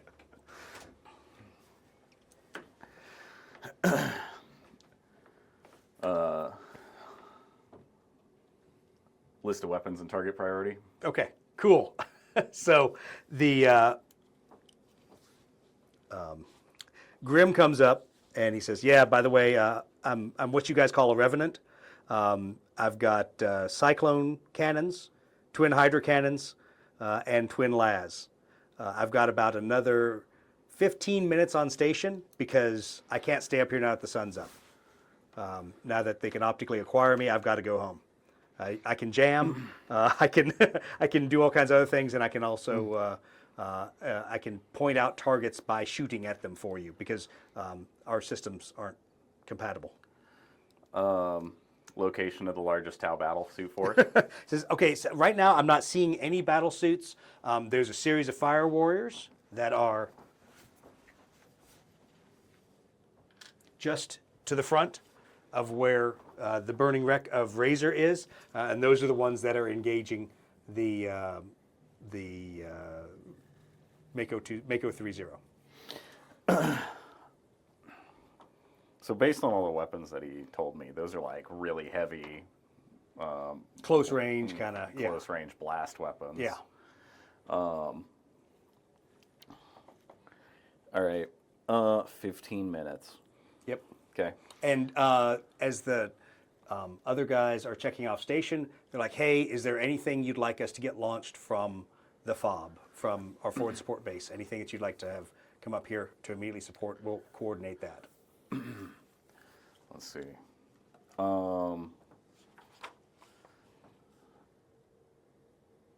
Thunderbolts. Thunderbolts as available. Marked for mixed engagement. And then any spare lightnings for air superiority. I would say, if I need it, we got Marauders back, and If only there's someone that can solve one of your problems. Do you need any? Do you want us to get Mechanicum support to work on Razor 03? Foot stomp. yes, I'd like to acquire Mechanicum to recover Razor 03 as well as crew. All right. We'll make those requests, and basically, as he's flowing back, they're still going to be within Vox range, so they can talk to base, tell you Final- what's launching. Sorry, go ahead. Final setup, I would say if we've got any Marauder destroyers around Okay. for full ground armor cracking, Okay. just as a prepped and on station. Yep. Okay. So he heads back. He's going to start making those requests. About 10 minutes later, what do you know? New spherically, they come up with a launch order for you. You don't have Solan with you. Solan's back over at the other hangar. But you and Marty are both available there and can launch immediately to proceed up towards. Okay. How long would it take me to pick up Solan? Longer than you're going to be given. Okay. Because the other AWACS crew makes it pretty insistent that we need to get Mechanicum help up there to at least salvage Razor 03. Does Marty know how to use a nanosphere repair manifold? No. So he knows your servitor could use it. He's just not creative enough to do anything with it other than operate it, if you know what I'm saying. So if you landed, gave him a task and said, fix that, he can pull the levers and make the nanosphere go. But I'm assuming there are several fix that's involved in actually Exactly. fixing a Yes. thing. Okay. Yes. He's there to help, not to. Do I have access to a second nanotech repair manifold? So a second one. I mean, I've got mine. No, you really don't. You pretty much have your set of gear if you're going to launch immediately. The longer you delay, you could go ask the Taxila. Yeah. You could find out some other Well, things. since I'm sitting in their office, I'm going to ask. And Gyro- Gyro doesn't hear the new spheric I'm going to ask thing, Gyro if so she knows if she can get a she's hold sitting of there making a Fetimus. cup of tea for you, or whatever, a recaf, I should Well, I say. stand up, I tell her what's going on. Okay. And I stick my head out and look for a Fetimus. And she goes, it sounds like it really is a Grox hump up there. Good luck. He's not around. You notice that there's a couple other fitters or a couple other Taxila Mechanicum fitters over there, but he's not anywhere within easy earshot or Was anything. there a box labeled repair manifold near my No. work area? No, there was not. Okay. Before Grim 2-1 Checks off. Yep. has to go, I'm telling him, you dump everything on those Fire Warriors. He goes, I got a problem with that. Yeah. Because I have to talk to Mako 30 to shoot that. So let me coordinate with Mako 30, and then that will match my rules of engagement, and I can shoot on that target. I'd like to. Because I appreciate what you're trying to do. He goes, Yeah. but right now I work for Mako 30 in that, I'm in gonna that regime. I'm gonna Mako 3-0. Do you need immediate air support? What do you think I'm doing now? Actually, you recognize the voice. It's like it's It's the Kazakh. it's the Kazakh, everyone's Yeah. favorite I'm- Kazakh, I'm Lieutenant like- Janssen. I was like, please confirm, and I'm gonna plug back into Grim 2-1 just so that he also gets Right. a confirmation. Confirm direct air support on, and I'm gonna give the grid Right. coordinates. Yep, give your version of the coordinates that the Kazakh can then convert. Yeah, he sounds like it is obviously a Grox hump down there. Yeah. You can hear las rifles kicking off in the background. You can hear explosions from probably various Tau weaponry being shot at them. He is just as friendly as when he was dealing with the Mechanicum, which means not friendly at all. Oi, are you going to shoot or not? I mean, I understand. Look, Exactly. I understand he's stressed and He's a little stressed right now. and he's in a firefight. I'm like Grim So 2, Grim so 2-1, pretty you're quickly, clear. yeah, pretty much Grim 2-1 and him start having that discussion pretty quickly, and gets ready. So I'm not going to bother putting Grim on the board because they're going to make one quick fire mission and then move. But You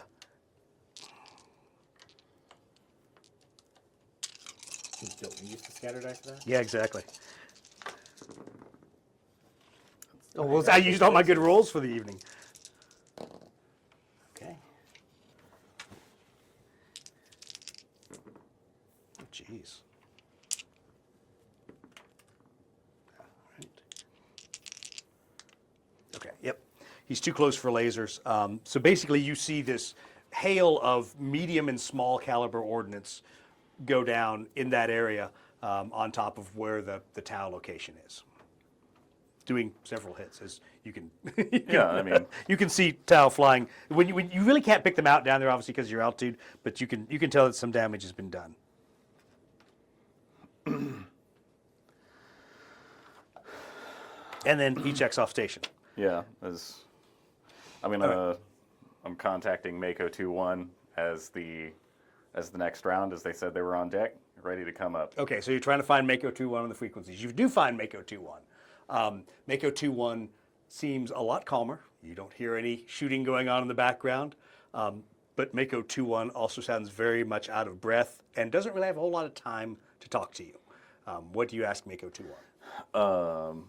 Current position. Okay, he goes, somewhere in the frickin' valley. How about, let's start with that. You know, if the Valkyrie had dropped me in the right spot, I would know this, but they put us in an alternate LZ that we didn't brief. So I can hear the firefight up above me. No idea. I'm making my way up the mountain, dude. Cardinal direction. Cardinal direction. Cardinal Southeast. I think southeast. Southeast. Okay. I'm going northwest, and the firefight is in front of me, man.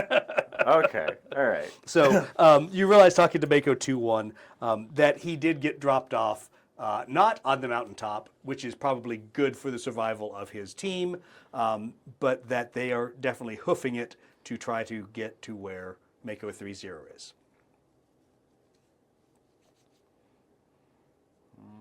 Okay.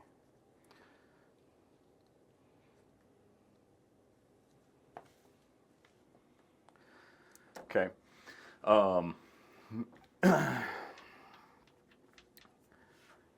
Yeah, and then while they're doing that, I'm gonna contact Razor 03 Okay. for status update, as well as any spotted positions on the way in before Okay. grounding. So Razor 3-0 basically checks in with you and passes the information that down there they're fine. They're not taking any fire. On the way in, there was a lot of fire directly off their nose. They came in from the south into the LZ, so to the north of the LZ, large amount of fire. direction is north? Oh, sorry, north is this way. I'm sorry. Okay, As I'm north. they came into the landing zone, north is to you. Let me go to the overhead here. Oh, actually, I could even zoom in on the crash site, couldn't I? Yeah. I'll find it here. There we go. Okay, so, yep. That's Yeah, north. shooting is basically came from where that that one target marker is. They said, however, what started this whole thing was the fire that hit us wasn't from directly in front. So some flanking, we think it was a railgun, hit us. We lost one personnel at that point, came back around, and basically lost all control, and so I had to crash land over in the valley. But there's something heavier out there that's not directly to the front. So there's another either battle suits or something with a railgun. Yeah.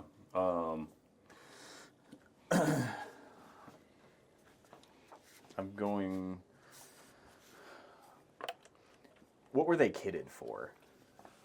The Kazarkin or Yeah, the Kazarkin, not the Valkyrie. right? Okay, so you and you take about 15, 20 minutes. We're just having a real time discussion with Razor 03, and he goes, "Hey, obviously you didn't get the read in, man. We're dropping Kazarkin up here as part of a observation team. That zone was supposed to be clear. Apparently it wasn't. The Marauders were supposed to come in and hit the top of the mountain. Apparently, don't know why they didn't, but there was no pre-landing fires. Our teams are really, the Kazarkin team of Mako 3-0 is lightly equipped. Mako 2-1 has all of our heavy equipment with that QRF. They've got plasma, they've got heavy bolters, they've got what we need to take on any kind of battle suits out there, but the rest of them are just lightly equipped with hotshot las guns. No wonder they're breathing heavy and bullshit. Carry It's like, all right, the one guy, we're climbing up a mountain Yeah, with all of with this all this heavy, shit. heavy bullshit on Why us. would you land the quick reaction force in the same zone? Yeah, no. So they're having to carry it all in there. He says Mako 2-1. Yeah, they're the QRF. Kazarkins and some other cats and dogs, we'll call them, that are with them. But that's where all the heavy weaponry is. He goes, I didn't see where they landed either. We obviously are kind of behind this hill, so we're out of direct fire. Nobody's shooting at us. He goes, but I've got no eyes on. I can see the smoke plume from Razor 01, and I haven't heard anything from them. Are you capable of taking up observational stance on top of that hill? No. that would be leaving the aircraft and hightailing it up there, and it would probably take us about an hour to get up that hill the way the terrain is. Okay. Man, we're pilots, dude. Bro. Well, Bro. I'm talking about the The Kazarkin that are with him. He says, Yeah. "Oh, you mean my Kazarkin? No. They're with 3-0. Oh, okay. We dropped them with 3-0 Gotcha. right before we lost All right. directional control. So, All right. yeah, all my guys, my cargo of Kazarkins are up on the hill with Got it. Mako 3-0. Okay, if they're pilots, then Yeah, it's I thought they were like the whole squad. no, it's you're talking to two pilots down there. Yeah. Okay. With their las pistols. Yeah. I'm like, all right. Now You kind of got your. Now I got the situation. Okay. In hand. So surprisingly, no air power is checking in with you. You would have figured that if your guys had started pushing south, made all these air requests, somewhere air power from all those guys would be checking in, and it's not. It seems awful quiet on the radio. Always is. It's always quiet. I meant to ask, are you going to fly on the board for this one, or are you going to fly up at altitude? It's totally your choice. Well, All altitudes 1 through 5 are available. I need one kill. Let me think about that. There's nothing is turned up yet, so I'm gonna keep off. Okay. Keep your standoff. Yeah, and Your sensor operators are also looking out. I mean, even though you're dealing with the ground situation right now, they're looking out there. Fortunately, this is not as tight of terrain as the Harbinger base. So the odds are your radar will pick up something because there's not lakes around here. There's nowhere that they would be down in kind of the open fields. Because this is the hill country where there's some of these large rock buildups and the rest of it's kind of rolling hills. Not the easiest for the Tau to sneak up on you all with air assets. Now, that being said, it is very difficult to pick up ground assets once they get into these hills and these mountains. yeah, I guess I'm watching the immediate firefight below. Okay. And So here's one of the problems you're having. You're a radar and control aircraft. You have sensors that obviously look all the way around for things in certain electromagnetic spectrums. You don't have a lot of cameras and other things to keep track of the fight down there. So it's pretty disorienting for you because you're not able to like look out the window and see where the firefight is. You're kind of having to plot things on the map, but like no one was really passing you good coordinates. There's a mix of me walking around with a headset on, and I go back to my tail gunner, and I'm like, here, scoot over a second. Yeah, exactly. As I look down his bottom window under like the foot panels that he's got. That's I'm like, about the best view of the battlefield, and you can, even from up at your altitude, you can see the burning wreckage of Razor 01 out there. So Yeah. you can get an orientation when you look out there, but you realize that it's, from your vantage point, very confusing terrain. Okay. This goes on for about another half hour. Mako 30's not very happy, but Mako 30's kind of in the middle of a ground firefight. So he's not necessarily saying, hey, brah, where's my air? But you can tell that the situation, he doesn't want to stick around on top of this mountain for very long. He would kind of like to be out of there. Yeah, I mean. And about that time, you arrive on scene. This, From exactly right about there. this is Pick your altitude and your airspeed. What are the altitude of these? Okay, sort of so terrain? anything that is, obviously ground at 0, any of these lower zones are at 1, even this. Upper zone is at 2, Okay. and then we're going to consider, if you go, well, you can't go to 5. I cannot. So never mind going up to 5. 5 is where you as the AWACS are orbiting. So wherever you this wanna is be. 1. Yep. That's 2. 2. Yep. Are the spikies 3? Spikies are 3. Okay. So should you try to clear those, you would need to be up at 4, or just not hit them. Okay. And on my way in, what am I being called to do? Am I supposed to be so fixing? 2 of you have a chance to talk about this. yeah. This is Fill me in, Stormy. first point of order. You're picking up Razor 03 at the bottom of the hill back by you. Picking up the pilots or fixing the ship?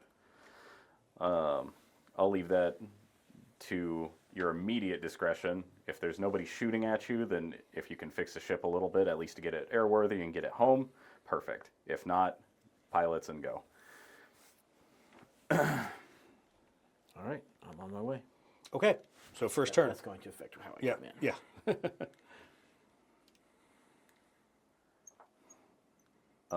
And then I'm also going to say, be advised, Valkyries came under direct fire from heavy railgun. Keep an eye out. Okay, and you guys haven't really run into much of the Tau ground forces, but it probably doesn't take a whole lot of brain power to figure out that railguns on a broadside could shoot all the way to long range, and their sweet spot for their firepower is probably medium range. Other Tau weapon systems anyone wants to ask me a question about? What do we know about their other ground forces? So you haven't seen any, but the assumption in the tactical briefing is if they had a craft large enough to bring down things like barracudas, tiger sharks, these kind of things, and support them, they probably have everything in their arsenal, all the way up to riptides, down to. Can dudes on the ground bring down aircraft? Yes, yes, their concerted firepower can easily bring down an aircraft. Pulse rifles can be nasty. Yeah. A lucky Kroot sniper. Out to what range? A good. Well, what would you think? Well, I'm not sure how that little people range compares to our long range. I would think that our long range is way too far. Yeah. So probably pulse rifles will not shoot past short range. And that's the biggest worry is railguns. Yep. Or missile packs. Yeah. Flying? Can you fly underneath their targeting radar? So you can fly. You can terrain mask. So if you know where they are, we can do quick rules of line of sight to figure out if you are going to be able to avoid them. That is probably the smartest way because the sun's up. There's no gig's up at this point. There's no darkness to mask you or to mask the noise of your aircraft due to echoes. There's a little bit of ground fog still left, but it's not the kind of ground fog you could easily hide in. It's the kind of ground fog that causes you to miss the LZ and land in the wrong spot. Hello, Mako 2-1's aircraft. So yeah, no, it's the environmentals are not in your favor. After after another like half hour, I'm gonna touch base with Mako 2-1 again just Yep. to see where they're at. They're almost to the zone. Okay. They're trying to move a little bit slower because they can hear the firefights right there, but they're also trying to move quicker because they know they're right there to the firefight. So they're trying to not get overly confident, but they want to get in the firefight. They're almost there. The Emperor protects. So by now it is, let's see here. Yep. It's now about 10 a.m. You've been on station for 2 hours total, and you're just now getting. Okay, so there's no need to roll initiative or anything. Just go ahead and make your first turn move. And reduce speed 4. Okay. I'm gonna contact Coming in Razor hot, coming in low. Razor 30 that you've got a Mechanicum Archaeocopter coming in Okay. to pick And you up. I'm gonna try to get a Vox connection with 3-aught and get a download on his Okay. condition. Once they're within suitable range, I'll connect them. Okay, they are. He's having a little hard time with Vox because of obviously terrain where he's sitting. I'll bounce their comms for the You'll minute they need. you'll relay it for their discussion. Okay, so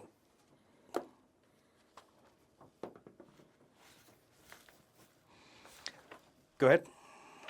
Were you guys just coordinating that Razor 03 is expecting for the Mechanicum? Yeah, and I want to know what, Okay. what condition Right. it ships in. Okay, they're so Is but it worth trying to fix right now? they think it is. They've just taken heavy damage to the right engine and to the right wing. Okay. From whatever railgun shot at him. Right as you are about to move right behind the terrain there, your threat warning gear goes off. And as you skip behind the terrain, you see a bunch of Tau missile pods just detonate into the mountain, the hill right above you. From what? What altitude From are you? that direction, Yeah. I'm at 1. Yeah, exactly. From that away. From that away, this away over here. Okay. All right, next move. Next turn. I'm gonna have. You can just make whatever your move is. You don't need to. Okay. I'm gonna have Marty start looking for trying to pinpoint the incoming fire Okay. while I fly. Yep. He's not flying right now. Don't let him fly. No, right now he doesn't fly. I'm gonna slow it down to 3.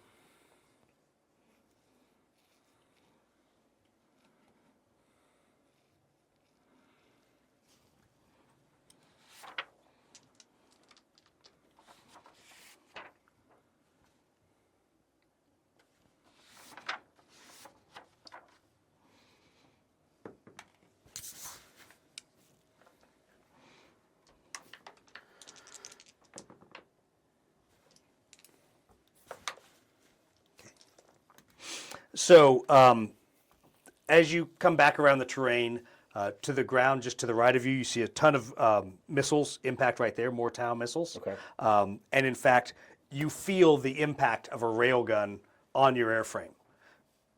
Doesn't sound like any of your systems have gone Okay. haywire since you're plugged directly into your aircraft and you're the guy flying, but it definitely did hit you. Do I see where it's coming from? Okay, no, because you were looking and trying to transition there. Does Marty Make see where it's make a coming from? talent check to see if your systems give you enough information. Okay, cool. So the best the system can do is it is somewhere in the vicinity, oops, right above 30. Okay. Somewhere near 30 is where that railgun kicked off from. Now you want to tell me that? Well, yeah. Okay, so you can tell the AWACS that you took fire from the vicinity of Taking Mako fire, 30. railgun and missiles. Yeah. I'm gonna do the immediate like pinpoint that location. Sensor sweep kind of thing, or And then Mako 2-1 first because they're the fresh ones to combat, to watch out for that direction, heavy weapons fire coming from up and above and behind 30, or yeah, and then I'll actually okay. get to 30 who's still in a fight and saying, hey, you got guys behind you on the ridge. He goes, yeah, no kidding. Because it's kind of hard to miss that railgun kicking off, wasn't it? So he goes, I don't know what's going on with all you Airedale boys. He goes, but yeah, there's a rail gun that's probably about 100 meters away from us, back in those rocks and in those hills. He goes, I can't see it from where I am. It's shielded, but there's some kind of a bunker or something back in those hills. Mako 2-1 is almost rendezvous with you. Okay. Be expecting their Yep. imminent He arrival. says, let me know when because actually I can see them coming up the hill right now, starting to make their way up.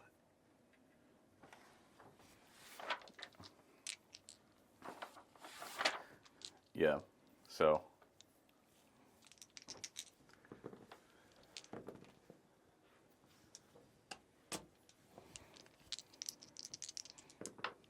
Okay, yeah.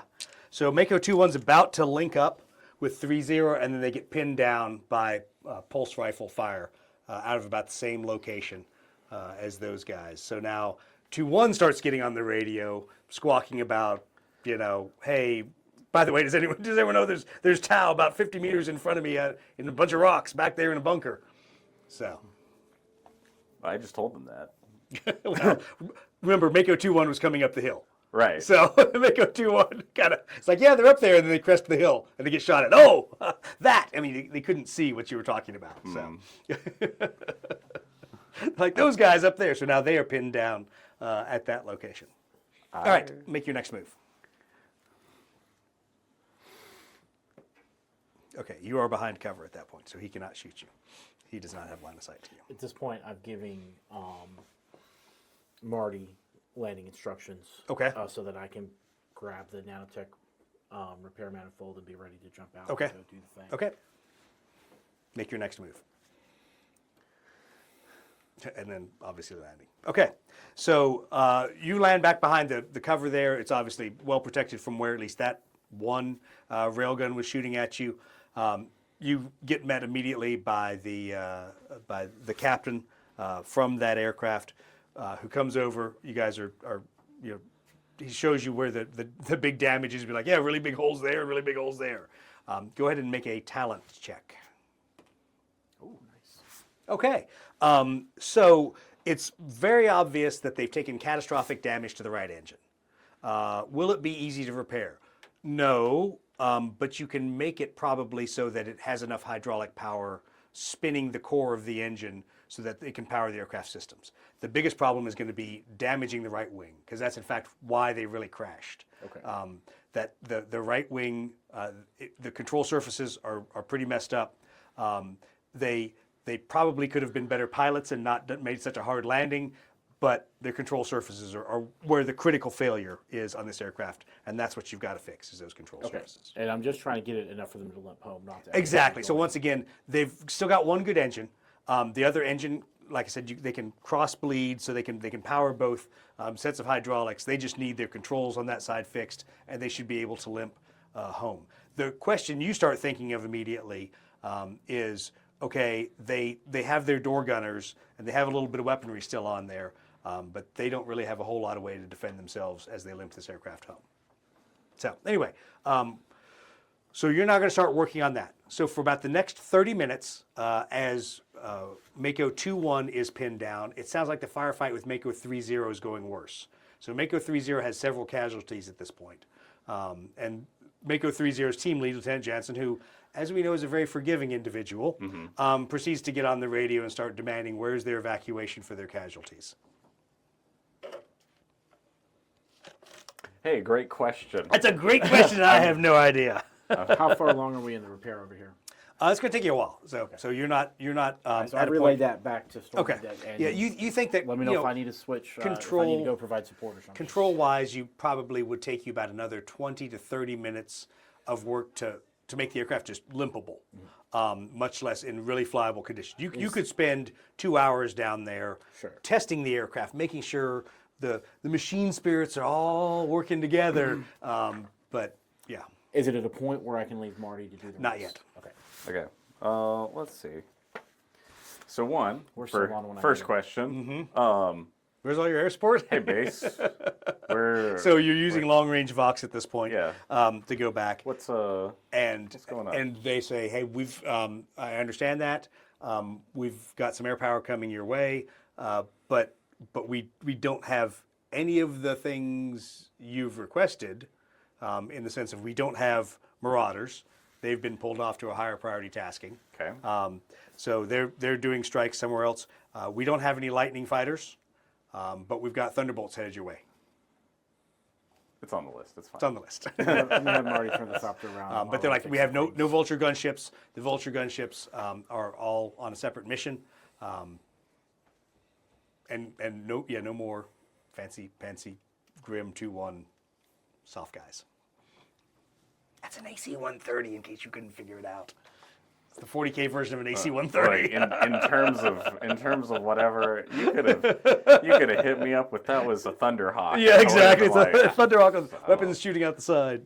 Clearly, it was an heavy bomber. Exactly. it's It was an orc heavy bomber. It's that Stormbird that you Yeah. have that takes up I know. I most should of have the put that out mountain. there as that. Let that shoot off the side with his bolt guns. All right. So yeah, they're starting to ask about being able to be lifted out of there and when the next lift is coming. So, And you're still talking to base. You can ask any of these Yeah. questions to Yeah. base because they've only told you that the Mechanicum obviously is there. Yeah. Lightning's not going to happen. Marauder's not going to happen. T-bolts. T-bolts. On the way. How far are they? They launched about 5 minutes ago, so I don't know, man. How fast do those jet guys fly? Yeah, base isn't very helpful right now. It's probably that same lieutenant who was on the desk next to the old dude. Yeah. And the servo skull's not printing fast. While he's working, Yeah, they didn't see- leave the best guys on the desk duty. See, this is why I have a reputation of suddenly just like going flying in the middle and shooting just things? flying into the middle and shooting. You can do stuff. that. Feel free. Yeah. while he's fixing, he's Yeah. gonna ask Marty to patch him into Stormy. Okay. And ask, are we gonna try to save Razor 01? They're coming under heavy fire and they're starting to take casualties. We may need you to reroute if you have the ability to do so. For Razor 01 or for Mako? For Mako. Okay. And Does anyone know the status of Razor 01? at the moment, no. Because Razor, Might one want to ask? Razor 01 is currently a fireball, and I did think about it. I did think about asking what's going on with Razor 01, but everybody who might have known a thing or two is currently being shot at. Okay. So I'm like, That's fine. well, like, okay, fine. I'll leave them alone because I noticed that Mako won. 2-1. Or which, No, 3-0. no, literally like Mako 1 isn't Yeah, on it's not here. here anywhere. Exactly. So I'm like, I wonder. So I'm So going- something Mako 2-1 you're tried? well. So this is something you're suddenly realizing. You're like, I have no clue who was in which which Valkyrie in which zone, and who got shot and who shot who. Okay. So you are absolutely feeling exactly what you should. So- as best you can reconstruct. So I have, okay, go ahead. I have a plan here. I have a plan. Since this setup is those guys firing across like this this ridge line to them, I'm gonna tell them essentially break immediate engagement with them, run a hard attack on them to free up your heavy weapons to fight them with you. It's like, and kill in the case you bunker. haven't noticed, I'm in charge down here. You know where you can shove your idea? Right up your lily Imperial Navy butt. Would you like extract? So I tell them 3-0. I tell them that 3-0 is obviously fighting the fight as best they can. Yeah. You really, from your perspective, have no idea where they're putting their fires right now. Yeah. 2-1, once again, is also pinned down now, but now that they brought the heavy weapons up the hill, Yeah. they're able to bring those to bear against some of these Tau emplacements. Mm-hmm. All right. Make another talent check. Yes. Okay. So you're getting closer to the aircraft being flyable. It's going to take probably about another 10 minutes to be, no kidding, barely flyable. And the pilot's trying to help you, and you're trying to get them to relax a little bit. Just let me fix this thing, and then you can take it, and you can get it out of there. How far am I from Marty being able to finish? where he could do it by himself. Not at all. Okay. This is going to be a mechanical hands-on this is thing. not This is not a Okay. hey, you just keep welding that, we'll be fine. okay. It's your mechadendrites deep in this thing. So, Literally mechadendrites I deep. report how long I've got. all right, I have, because you've got range. If you took off Oh, yeah. now, Can and I then- come back? I'm sorry. Go ahead. If I leave now and come back, is it still only 10 minutes to finish fixing? You don't know. Okay. Because you're kind of like holding some control cables with one mechadendrite and talking to the machine spirit with another and Can welding. Marty hold it all in place while I leave, so that when I come Put it in back. his teeth. Hey, look, he's a servitor. He's a He servitor. won't move. He'll figure it out. No, so Okay. so Marty cannot hold your work exactly where you are. Either you finish it or you go away with the risk of it not. All right, I report all that to Stormy. Okay. Okay. It's good to not be in charge, man. Yeah, exactly. All Like, right. I'm not in charge, man. So, Okay. Continue.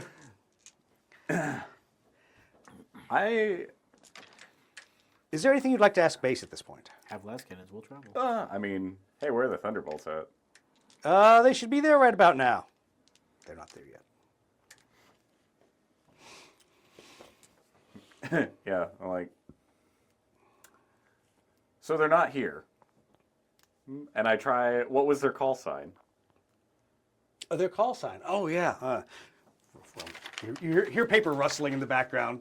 True Imperial form. It's on some piece of servo skull thing that's been printed off. I hear the old printer noise. Of Yeah, like, exactly. You hear a dot matrix servo skull. Zzz, zzz, zzz, actually printing everything out. He goes, what kind of a call sign is that? Because I can't even pronounce this call sign. It's something 03. I don't know. Something 03. We'll go with that. I can't even pronounce this word. This is not even Gothic. I don't know who picked this call sign. Say it out loud. It's Make a fool of yourself over the radio if you have to. I need to know. He literally says something absolutely unintelligible that you're like, did you just vomit into your headset? Yeah, it makes no sense. I'm gonna ask. He's like I said, this is weird. I have no idea. I'm gonna ask you to put it in the servo skull and translate it to binary. Okay, so he slowly starts typing and it's going to transfer to you here in a second. Okay. As you're going along, Mako 2-1 comes back up and says, hey, we think we've neutralized the bunker. We're moving up and into position with Mako 3-0 to link up with them. Affirmative. Well, hopefully that has taken out some of the While they're fire. moving up, I'm gonna ask Mako 2-1 if they've heard any status on Razor 01 or assumedly Okay, so Mako 1. as you well, there is no Mako 1. So Razor 01, what's left of Razor 01 is right there with Mako 3-0. So they have at least 3 dead, one of whom is one of the pilots, and then 2 of their other Kazarkan that were in that flight or in that aircraft. Okay. So they were all under the Mako 3-0 team lead call sign there, and they were all under 2-1's call sign there. So it's some of 2-1's guys that are dead that he now finds with Mako 3-0 on top of the hill. Okay. Who brought Mako 2-1 to the fight? So that was Razor 02, who is magically not here. Razor 02 managed to make it out of here. Yeah, but they had to drop him in a separate LZ, which, if for story points, basically that LZ, basically right below where all the firefight happened. Yep. And where did 3 drop his dudes? 3 lost a guy on top of the hill, deposited 3-0, and then came off. Okay. Yeah. So 3-0 was with him. So essentially right there, and Yep. then there over there. Yep. Okay. Okay, right about this time, guess what? A very familiar voice comes over the radio. Gyro, Pterodon 03 checking in, flight of 2. For whatever work you got, as long as it's close. List of external weapon hardpoints. Oh yeah, about that. We scrambled. We've got nothing on our externals. We've Clean- got guns only. Clean wings. All right. So she basically asks you for a very quick data dump on what the situation is. Tau nested in the mountains, along with heavy railguns and anti-aircraft missiles. Oh, you just know how to throw a girl a party. Sounds like a great time down there. Okay. I know what Can the you lady- mark? I Can know you what- mark the targets for me? One bunker marked destroyed. I'm doing right about here. Oh, sorry. Can you? And then- Yeah. Can you? What she's asking is there a way that you can visually mark the target so she knows what to shoot, so she doesn't have to try to pick up tau in the rocks down there. I have. It's like funny. Funny you should mention that. I'll throw a crewman out. He can shoot a flare. I mean, the creep would think it's fun. Exactly. Yeah, I am actually going to. I'm going to ask. I'm going to ask Mako, both of them, just like, what's your current form of air support identification? Flares or We've used most of it already. But I guess we could throw a colored smoke at it. Because we don't have a whole lot. We don't carry a whole lot of stuff to mark targets. We pretty much expect that our orbital adept does that. Unfortunately, the air support they gave you was not the ones that Do you want to know where his orbital adept is? dead. Dead. So I- good luck with that. I'm gonna. He's also one of the dead. I'm gonna ask him. He's like, you got a servo skull on you? No, Does that happen to be in the Valkyrie? probably. There's a lot of stuff in that burning Valkyrie. A lot of useful stuff. Is it still useful now that it's on fire, though? But it's a really big visible mark. Yeah.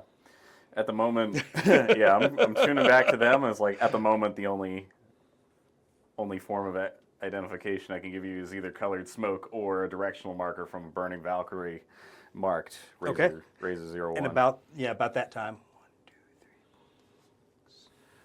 1, 2, 3, 4, 6. So obviously you see them fly in. They're now down at altitude 1, which is kind of surprising to you. Every other time you've seen Gyro show up to the fight, she's coming out of the, as we call it, the Moranosphere, up there high.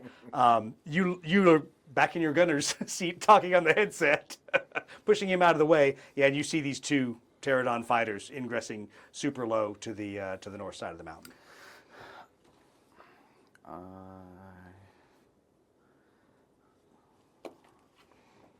What do you want her to do? All right. I mean, I'm directing autocannons down here on that section of Tau with a marker as well as a cardinal direction across this ridge. Okay. Okay. And So then- basically across the ridge, and shooting will tell you if that's what's close. So you're gonna kind of play a three-way game. So you're gonna have her shoot north of the aircraft and have Mako tell you if that's the right location. Is that what you're trying to do? Pretty much. Okay. I'm trying to duct tape this thing back together as fast as possible. You are, and in fact, at the end of this turn, you will have everything back together. I'm willing to duct tape Marty's chewing the bubble gum.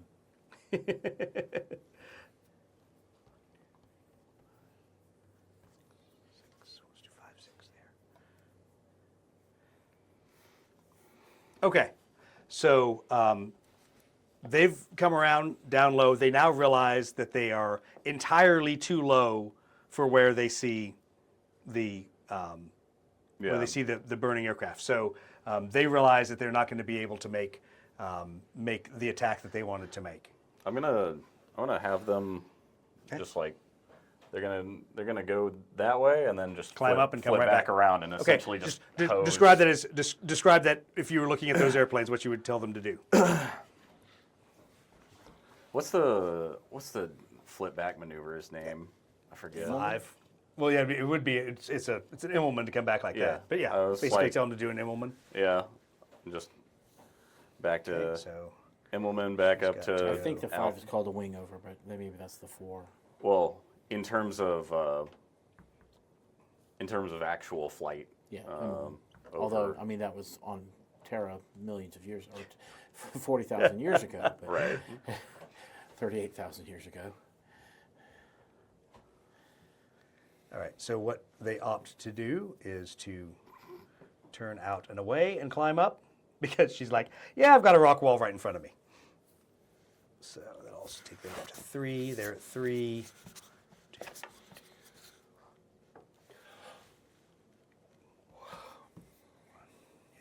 2, 3,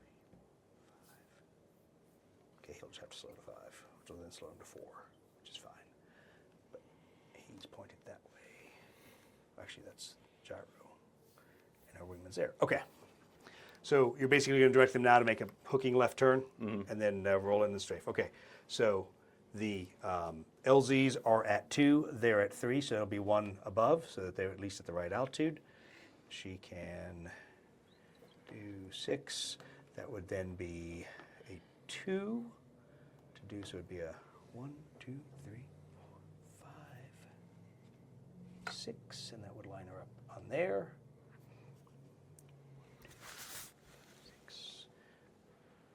Going to go straight and turn 1 because that will allow him to do that. Okay. So she gets ready to set up for her attack run at that point. Let's see.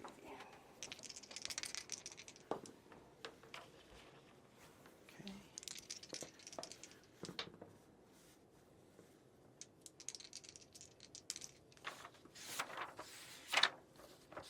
Should know what my numbers are.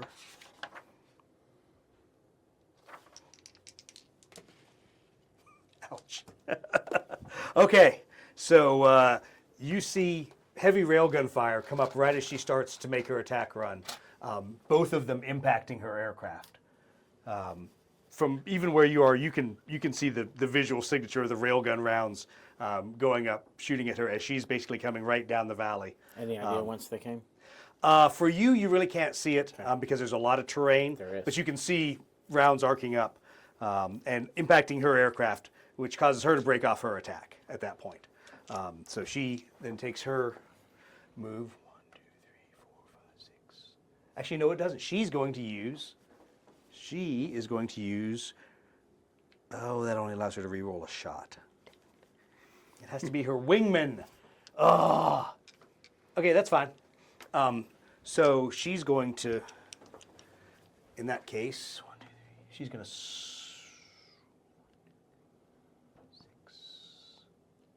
She's going to pull off. And he's that way, so you do a 1, 2, 3, 4. If he stays at speed 4, he'd have to at speed 3 because he has to have room to maneuver. All right, so he'll slow 1. Then she will use wingman to give him to re-roll any 1s. I'd like to try and pinpoint where the railguns came Okay, up. you'll probably be able to figure that out here shortly. Okay. All right, so he's. Yep. Okay, and yeah, he's too close for autocannons. I'm going to go ahead and let her just say she could at least take the shots at medium range. Okay, so we're going to count 1 hit on the fire warriors.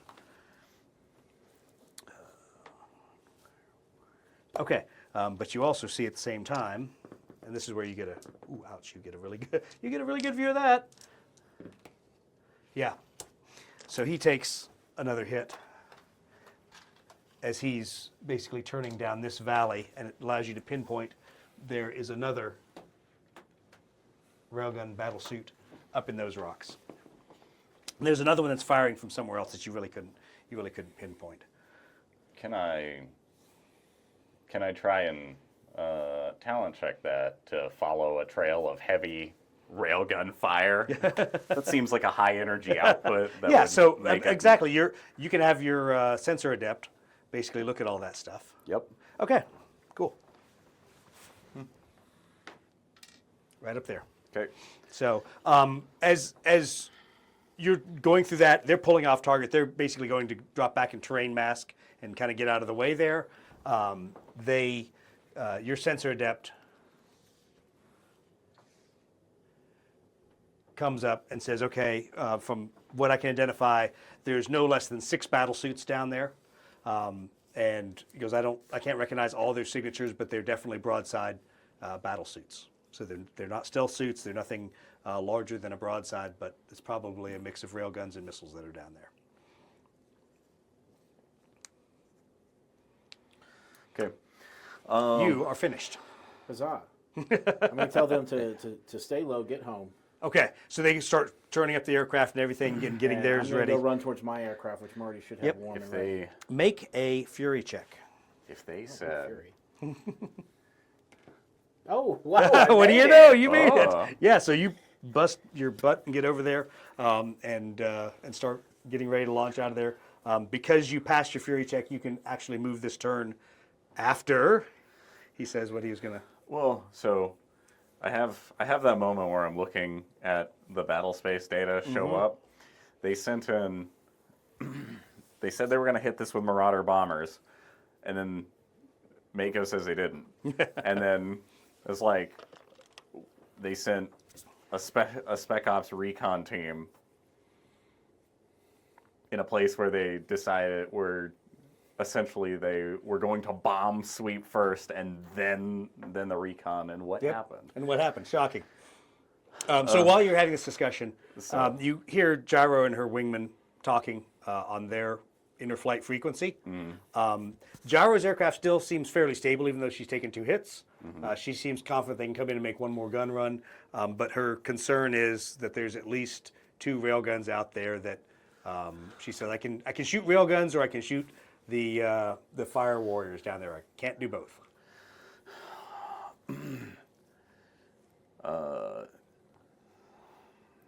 Signatures describe at least 6 battle suits down there still. Got 2 pterodons. Sounds like even odds to me. She goes, do we think we've located them all? No. Oh. Boy, you know how to rain on someone's parade, don't you? You know, in terms of She goes, I can make a run from north to south, and worst case, they shoot me down. Okay, I eject down south where Doc is, where Murdoch is. He's thinking of how stupid of a plan this sounds it's like. Do you want to? Are you? You hear a moment, she says, huh? So, Haven't tested the ejection capsule in this airplane yet. So what if you miss? What if I miss? Okay, that's a valid point. And the next thought is, what if you sweep in, get shot, suddenly fling over, get rammed into a wall before you can even test the ejection? You know, you act like you fly an airplane or something. God, you're really raining on people's parade. So let me do her next, because this conversation is taking a while. So basically, So do I go ahead and do mine as well? so hold on, let me get her. Everyone set up. Everyone rains on my parade. All right. Hey, I'd like you to live. Well, go fuck yourself. Exactly. That's literally how this is. Okay. Yes. So can I make my talent check to redirect all of my energy into going up instead of doing a... Absolutely. So like make a what, talent. 2? Yes. If you want to basically unmask and pop over the hill. I'd like. So, Okay. Go. You have this discussion real quick because he's yeah. launching. Well, since he's launching and I pick the engines up, I'm like, all right, I'm directing you onto the most immediate battle suit. Yes. Okay. So you're able to gain, if you wish to pop up above the terrain and go up to altitude 2 or 3, either one of those. I'll pop up to 3. Okay. Actually, at 2, can I fly over this? Yes, you could fly over that. They're en at route to 2? they're more at 3. 2-ish. They would be treated as 2 for the purposes of this, but they are above the LZ. What's so. the ideal height to be 3. shooting at them? 3 Then I is- wanna pop up to 3. Yeah. 3, you're going to be staring them right in the eye. That's well, hopefully the butt, because they just shot that way. All right. All right. So you pop up to do that. I would like to try and throw down any jamming signature just on top of where I know heavy railgun emplacements might be, to try and throw their aim off. Okay. Actually, I have a real ability for It's this. weird. If only you had an ability for that. I can mark one of those targets and make him re-roll a dice. I'm gonna do it. I was just sitting here like, wow, if Shoot only. that one. Shoot that one. You can re-roll a dice. Oh, if only you had an ability. Okay. And meanwhile, so hold on, let me get these back. I've up memorized speed. the wording on the card now, and now I know. Why am I being called? Why is my grandma calling me at 9 at night? What's happening? You might need to take that. Yes, one turn off your sec. mic and go take that. Okay, so you pop up. He's giving you your +1 to hit bonus. Awesome. I counted that. I think I'm range 7. Okay, yep, I would concur. Hold on, I want to actually watch these dice go down. They're going to be terrible. Where do I roll them? I know, just wait, stop moving your hands and I'll figure out where. Don't know where we're going to roll the dice. I can't find you. This is terrible. This is when you have too many options in your streaming. Whatever, I'm going to put it overhead. All right. There you go. I can't tell. Oh, there I am. All right, here we go. Dice don't fail me now. They always fail. Yeah, they always fail you, but that's all right. Wow. Oh, nice. And I get to re-roll a miss? So you get +1, so any 4s. Ooh. So that's 4 hits. Okay, 4 hits. Blast cannons, baby. That's going to suck for them. That's really going to suck for them. 4. 4 hits. Okay. Congratulations. You vaporized 2 battle suits that happen to have just been popping out of the terrain. Now, log that as 1 ground kill. It doesn't Okay. count. I mean, it counts for your kill totals. Okay. But doesn't But doesn't what? like make you an ace. But you basically get experience and all that off of it. Okay, cool. So as you're doing that, let's see here. So it was how many hexes to them? 7. 7. Okay. Which means the other guys will be long range. Yep. So they're going to take a shot at you. Let's see here. Let's do 1 of each. Okay. And then that one. Okay. So obviously you see lots of railgun rounds and some missile packs, smart missile racks shot your way. Thankfully, no damage either way. So as you're looking this way, shooting at those targets, you see 2 pterodons pick up over the hill at altitude 5. 2, 3, 5, 6. Gonna put 1 there. 1, 2, 3, 4, 6. I feel like I need an extra tall stem for this. Yeah, exactly. And they proceed to do a very steep attack for next turn. All right. Now go ahead and roll initiative to figure out who's going to get to shoot when.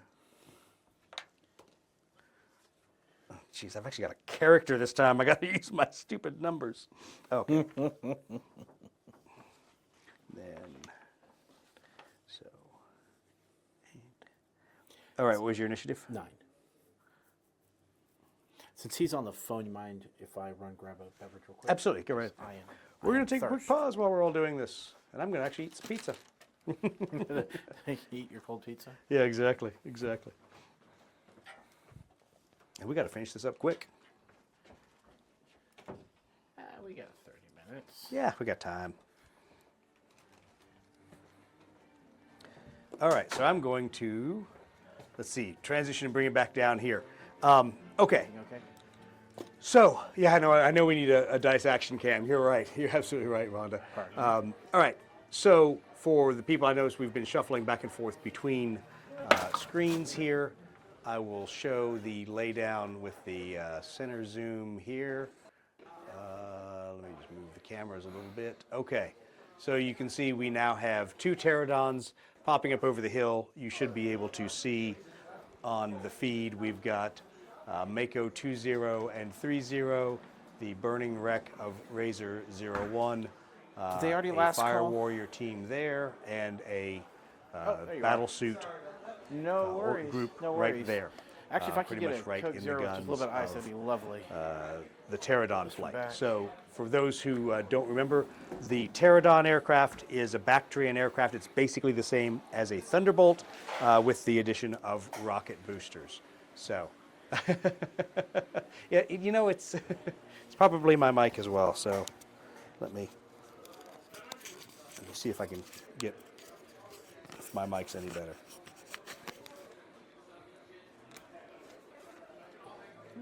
I don't know. Hopefully, all right. See if everyone else walks back in. Yay, Connor's back. Okay, so while you were out, Connor, I was giving everyone a quick orientation. But the There's the 11 and the 3. Thank you, sir. Should have had Rick. I know he did actually go get more food. So he popped up, shot the other battlesuit team Okay. with las cannons and blew them off the hill. So the southwestern battlesuit team is done. And in the meantime, the Pterodons went up to altitude 5 to clear all the terrain and are now going to dive down to altitude 4 for this next turn for their strafing run, since they have to be 1 altitude above. Okay. Oh, good. Rick's back just in time. Okay, so we just rolled for initiative, or we need to roll. Let's see here. So Rick has got a 9. Are you good? What do you do? I'm good. Okay. So let's see here. Okay. So the Tau are going to first open up. Yeah, that's not good. That's not good at all. Okay, good. And I will. Of course. Do we have a dead Pteranodon? Nope. Because she's a character. so yes, her third structure did get hit. And now the damage is.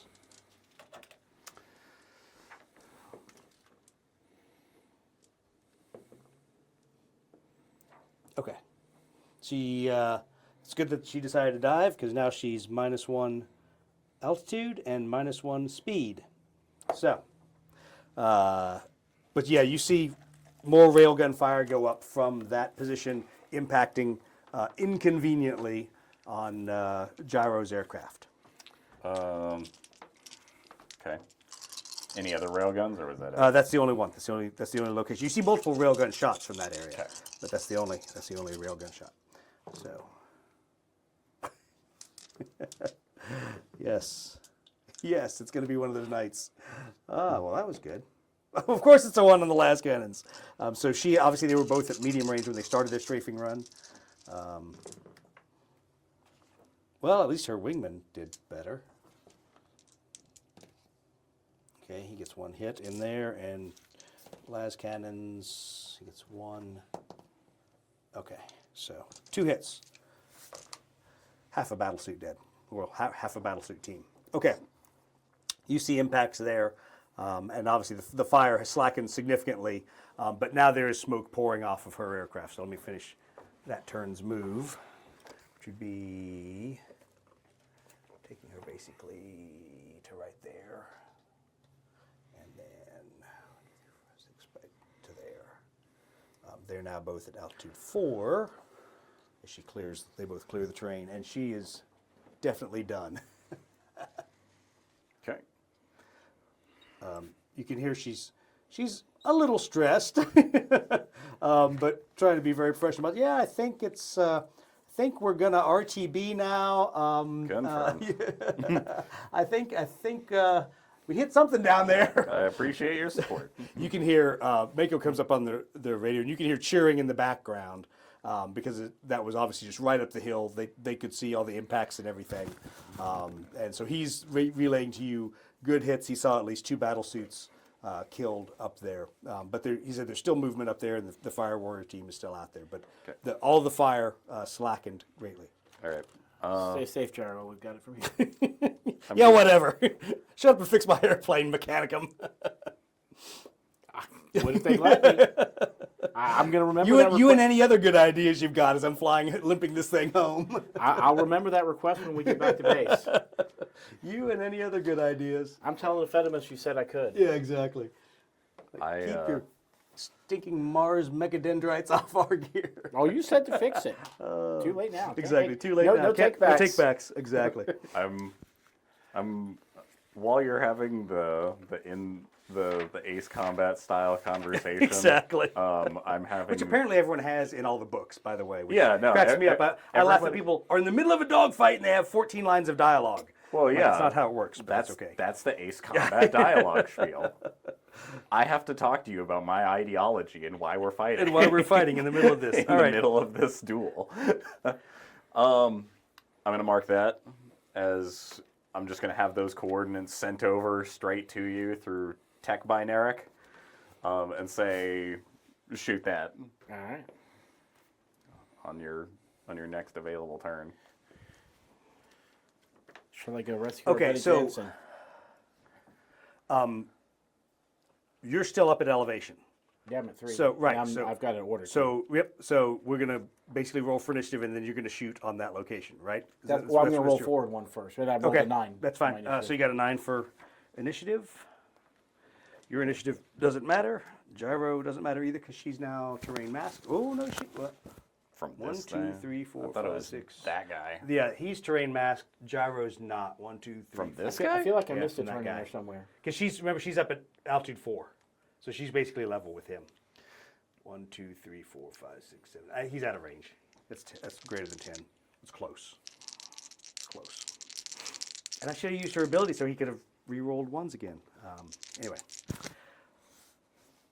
So initiative. Did I miss a turn somewhere? Because I rolled initiative before I got my drink. No. No. Okay. No, not at all. Okay. So, as you are popped up, and you're going to move 1 forward. Yep. Okay. When we get there. Yep.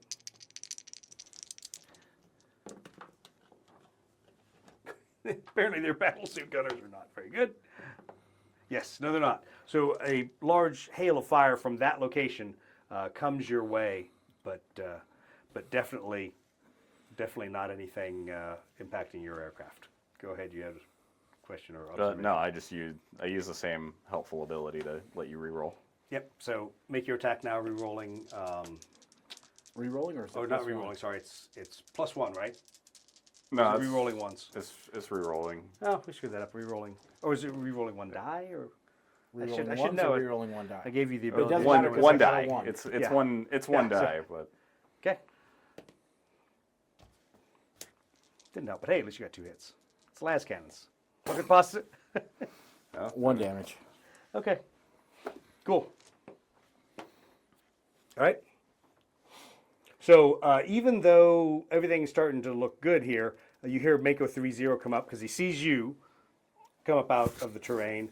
He goes, "Hey, is that my evac? Should we be ready to leave?"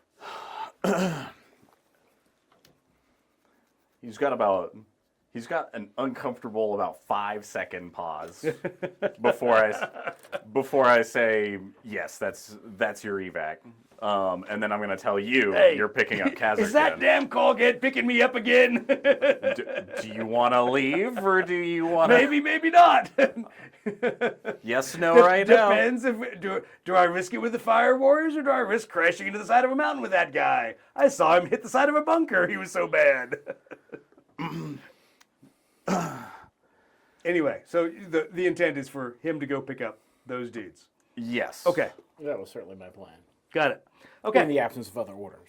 so I real mean, quick. as much as I hate the Gazerkin, I still have to pick them up. It's my job. Plus, I like rubbing in their faces that I saved them again. Exactly. Roll your initiative. It's true. She's off the board. 13. Okay. You could No. Yes, 13. Yes. You could preempt to shoot first. Well, yeah. You can say I want to go at whatever's below 0. 5. You can say I'm going to go at 0, which means you do have to move, but that's not a big deal. That's my plan. What altitude are you at? 3? Yep. What's the zone at? 3. Okay. So the good news is you can, because it's right at the edge of a cliff, you can basically do a running landing. Okay. You don't need to come up and land and go up to 4 and all that other crap. You can just come in right at 3 where the zone is. Just do a running landing like that. Okay. But I still have to slow down. Yes, you still have to slow down, and you still are going to get shot at. But you are preempting, so roll your attack first. There you go. So same thing, re-rolling 1 die. Yeah. Now he gets all of them. That was terrible. It was. All right. All right, I'll take 2 hits. 2 Okay. damage. Oh, I like las cannons so much better than orc guns. Yeah. All right. Cool. You see a lot of rock and a lot of dirt, and somewhere in there a couple battle suits go flying. Or do I still have a pencil? No. Okay. Thank you. I had to write down a note card. Scary. All right. Thank you.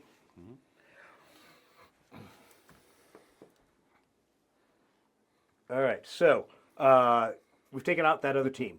Now there's still a firefight going on the hill. The fire warriors are still shooting up there. You really can't see the fire warriors because they're obviously much smaller than a battle suit that are up there. You can opt to try to engage them with your las cannons, but you're going to basically be having to roll 6s to hit. Can I provide covering fire to reduce their effectiveness at killing my Berserkers? You can shoot while you're landing if that's what you're asking in the Well, I'm sense. going to shoot them the whole time on the way in. You're not really sure because Okay. Well, I'm gonna literally try. you can't really pick anything out. So you're suppressing the area with las cannons, but las cannons are not a very good suppressive weapon. Sure, I'm just going to shoot Yep, and yep. hope it helps. Sure, sounds good. Make your next move, which I assume is to get close to the zone. Yep. All right. I'm trying to figure out which of these hexes are actually. They should be They're 1, not. 2, 4 3, hexes. 4 away yeah, from me 4 now. away from me now.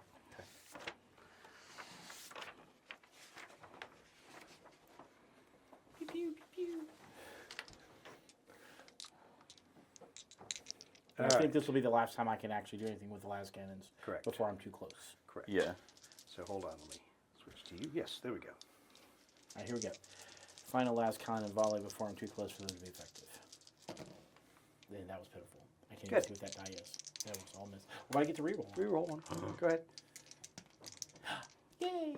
Well, you need a 6, right? You need a 6, so yeah. Oh, no, it doesn't matter. Thankfully, I'm not at short range yet.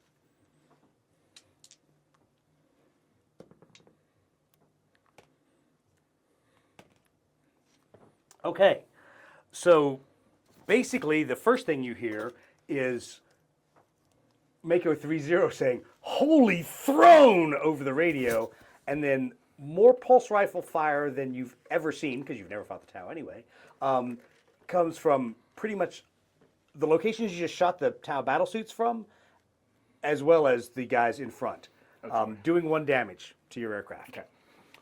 But it's a huge volley of pulse rifle fire that you realize next turn when you slow to land might get really, really, really, really effective. All right. Do we have any kind of... But literally, it's from the same locations that you Yeah. just... Actually, there's... Oops. Basically that. Do we have any kind of like ropes that I can lower, sort of things where they can jump up and grab it and we fly away and not have Nope. to land? Spy rigging, nope. All right. So I'm at speed 2 right now. Can I make if I fly over them, can I make a talent check to just do a hard landing and let them crawl in?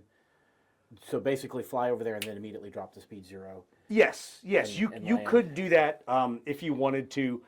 Which way would you be facing when you did that? Would you? So basically, you would then be trying to lift through that gap. Yeah, that's the hope. and fly out that way. Okay. I'm trying to minimize my time in here, get them out ASAP. Because I can slow to 1 and then fly and then slow to 0, but... Okay. So as you start, actually roll your initiative real quick. Sorry. 11. Okay. So as you start this turn and you start getting ready to basically slam the throttles to drop on the hill and make this turn, you hear a voice that you recognize come up on the same frequency that was Mako 2-1's radio. Okay. And it's Lieutenant Colonel Kazarek, who is the CO of the Oh, him. yeah. So Mr. Normally pretty jovial guy, but you hear him come up on the radio using his call sign. You know, basically calls you and says, "This is Razor 01. Wave off, wave off, wave off. Do not land." And he's basically telling you to not get into that zone right now because of how much fire there is. Okay. So what's your move? You're at altitude 3.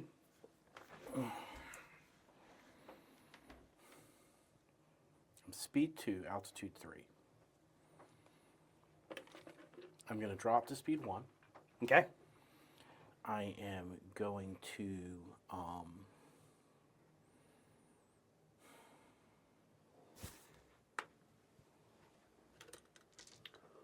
drop.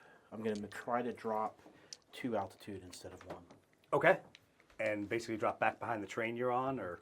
I'm going to try to drop down in here where they can't see me. Okay, yeah. And if you drop 2 altitudes, you're pretty confident you will be out of the effective range of pulse weaponry. Okay. For the scheme of the game, if you think of how everything has effective altitudes, basically theirs is effective only at the altitude. If you're up in altitude, it halves their dice. Okay, so Because I'm of the effectively short trying range to drop down to Yep. altitude 1. Yep, exactly. So go ahead and make your talent check. Okay, so we talked about this for everyone who said, "What happens when bad things go on here?" Okay, so we failed the talent check, trying to do something that isn't dramatically out of the ordinary. What we said was, if you have an ability like you can change altitudes by 1, if you try to do it to the next level, you make a talent check. Should you fail that, then you go to your handling check, which will be on a d6. Yeah. Made it. Oh, yeah, baby. So, yes, you survived. You did not damage the aircraft, but you did not. But I'm at you- altitude yeah. 2 instead of altitude Yep. 1. Yep. Okay.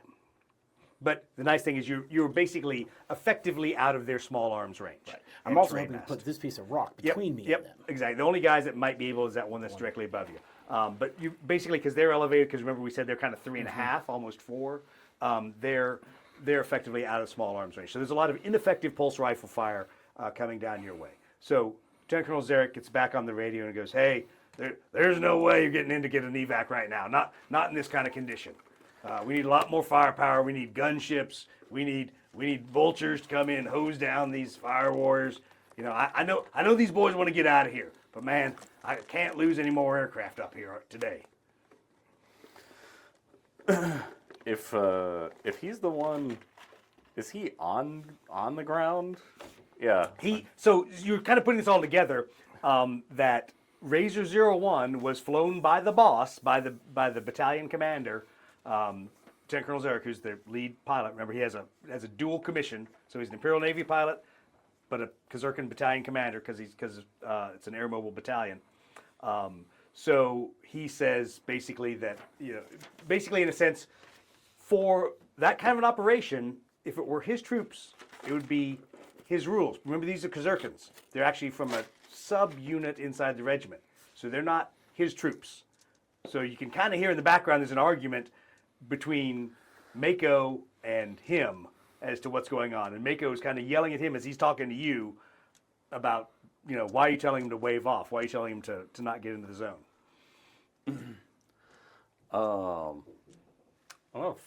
I'm gonna float the idea because I know that you're having a conversation with the boss. If is everybody in this cluster and not actually? Yes, he said. We pulled the 2 casualties or the 3 casualties out of the airplane. Everybody is with us in this position, but we are pinned down. There's too much fire to get an aircraft into this zone because of the small arms fire. With the removal of that in more entirety than just trying to bomb it, are they able to go down there to the secondary? They're pinned. They can't move. They're now, and that was the problem. Is Mako 2-1 joining them? They kind of now all got to the same open piece of terrain, so they're all together. But they're also effectively kept from moving back off the hillside any further. At least right now in the middle of the daylight. Okay. So once again, just a quick lore thing. Yes, I realize they've got night vision for the Tau. However, like everything else, it's going to make them less effective fighting at night than fighting during the daytime. How far from forward base are we? You're a real quick flight from where they launched out of. So as you were having this discussion with the guys you're fixing the aircraft, they launched out of a fob that's like 10 minutes away. Okay. So there's somewhere you can go land, work on your airplane, get gas, all those things. And come It's back at really dusk. close. Yes.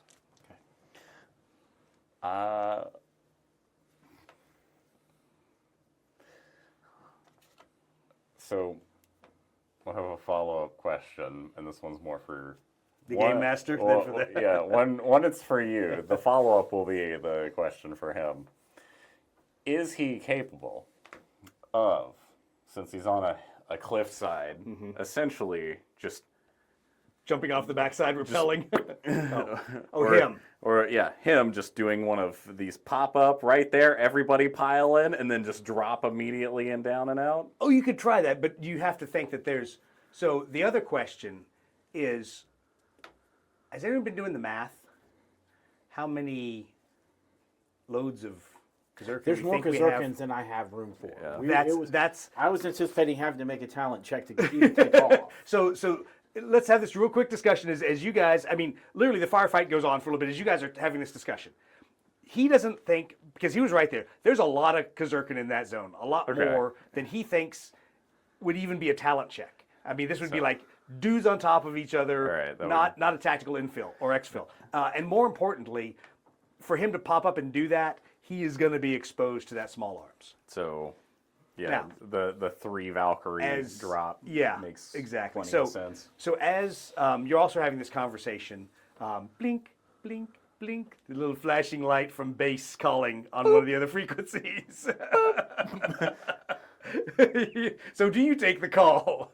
Well, yeah. Okay. So on the other line, calling you using his command call sign is not Lieutenant, not Wing Commander Palace, Hey, Rick, can you Colonel hand me that? Colonel Sadalzar, Yeah. the boss, the regimental commander. Yeah. I'm like, And What's- he's like, abort all attempts to extract at this time. okay. Because there is no way you can pull them out. We can pull anyone out of that zone. We need to provide fire support. We need to, make sure we can pin down the Tau. But we, in daylight hours, cannot pull anyone out of that zone without heavy casualties. Understood, sir. Is that broadcast or is that just to him? Well, you hear it as well, but it's Okay. it's on the common You're the long only range frequency. You're the only other aircraft in this area, so I'm definitely telling you. Yeah. Gonna basically drop down to altitude Yeah, no, that's as fine. low as I can and, Yep. and ground hug and terrain fall. Yeah, you all can the way you can out. easily. It's easy for you, and you can pull back around the terrain while you're having these discussions. But the colonel makes it clear nobody's going in that zone. If he has a call, which he does, no one's going in that zone until at least sunset. I mean, the only person that could override him for me doesn't care. Yeah. So about that time, Mako 30 comes up on a different frequency. He's not talking to the colonel, obviously, and he's like, "Hey, what's the status of our extract?"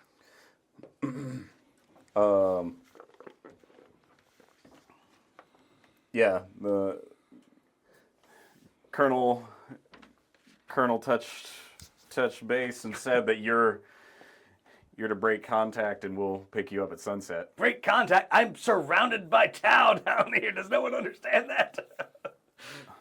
Unfortunately, you have to give them the Emperor's finest until we can Yeah. get you out. Okay. I see how it is, Flyboy. All right. So at that point, and we're obviously gonna have to call it for time here. At that point, he cuts off communication and says, "Hey, we're gonna continue fighting. I need immediate extract for my wounded." All right. So we'll hold it here because this is in fact where I wanted you all to get to. So for the stream, and I'll talk to this just for a second. This is actually exactly what happened on Takur Gar, known also as Roberts Ridge, in case you know your Afghan war history, in 2002, where Razor 01, Razor 03, and Razor 02 all found themselves in the middle of a very large firefight. It's a tough decision, and there's a point where there's no amount of aircraft that can get in to get people out unless you change the threat condition. And you were not going to be given enough aircraft to do that, to shoot every little fire warrior out there. I due to the noticed. due to the heavy firepower. Because it was me or me. You or you. So this was based in history. Obviously, 2 Medals of Honor were won that day. Mako 3-0, the team lead there, received the Medal of Honor, and that was Petty Officer Slabinski, Chief Petty Officer Slabinski. And then posthumously, obviously, Tech Sergeant Chapman, who would be their CCT, or in our terms, as we said, the orbital adept. So Mako 3-0's FAC, basically their forward air controller, received the Medal of Honor. So unlike most situations in Aeronautica Imperialis, there was no winning the situation. So you guys did very well. The lesson learned out of all of it, so the thing to take away that we forget about a lot in these games, especially Aeronautica Imperialis, because it's only ground sights that shoot at you, small arms is actually the largest killer of aircraft since World War II. So even moving into the future, small arms are something that we tend to assume away in this game, but when you shrink the size of the game from being a bunch of big fighters and bombers and everything to single landing zones, terrain overlooking it, obviously, small arms become much more effective, much more dangerous. They work for goblins too. Yeah, they do. They work amazingly well. All right. With that, thank you, everyone. I will kick it over and let Rick wave goodbye. Yay, we're all going to take off from this end. Thanks, Connor. Appreciate it. We're going to be at Adepticon next week, or en route to Adepticon on Monday. So hopefully we'll see some of you out there. Then we will do our next stream, not even the following Monday. Gosh, we'll be gone for 2 weeks because of Adepticon. But that's fine. We'll then. Sad. I know. Instead, we get to go to Adepticon. So hopefully we'll see some of you there and have a good time playing face-to-face rather than across the street. All right, thanks, everyone.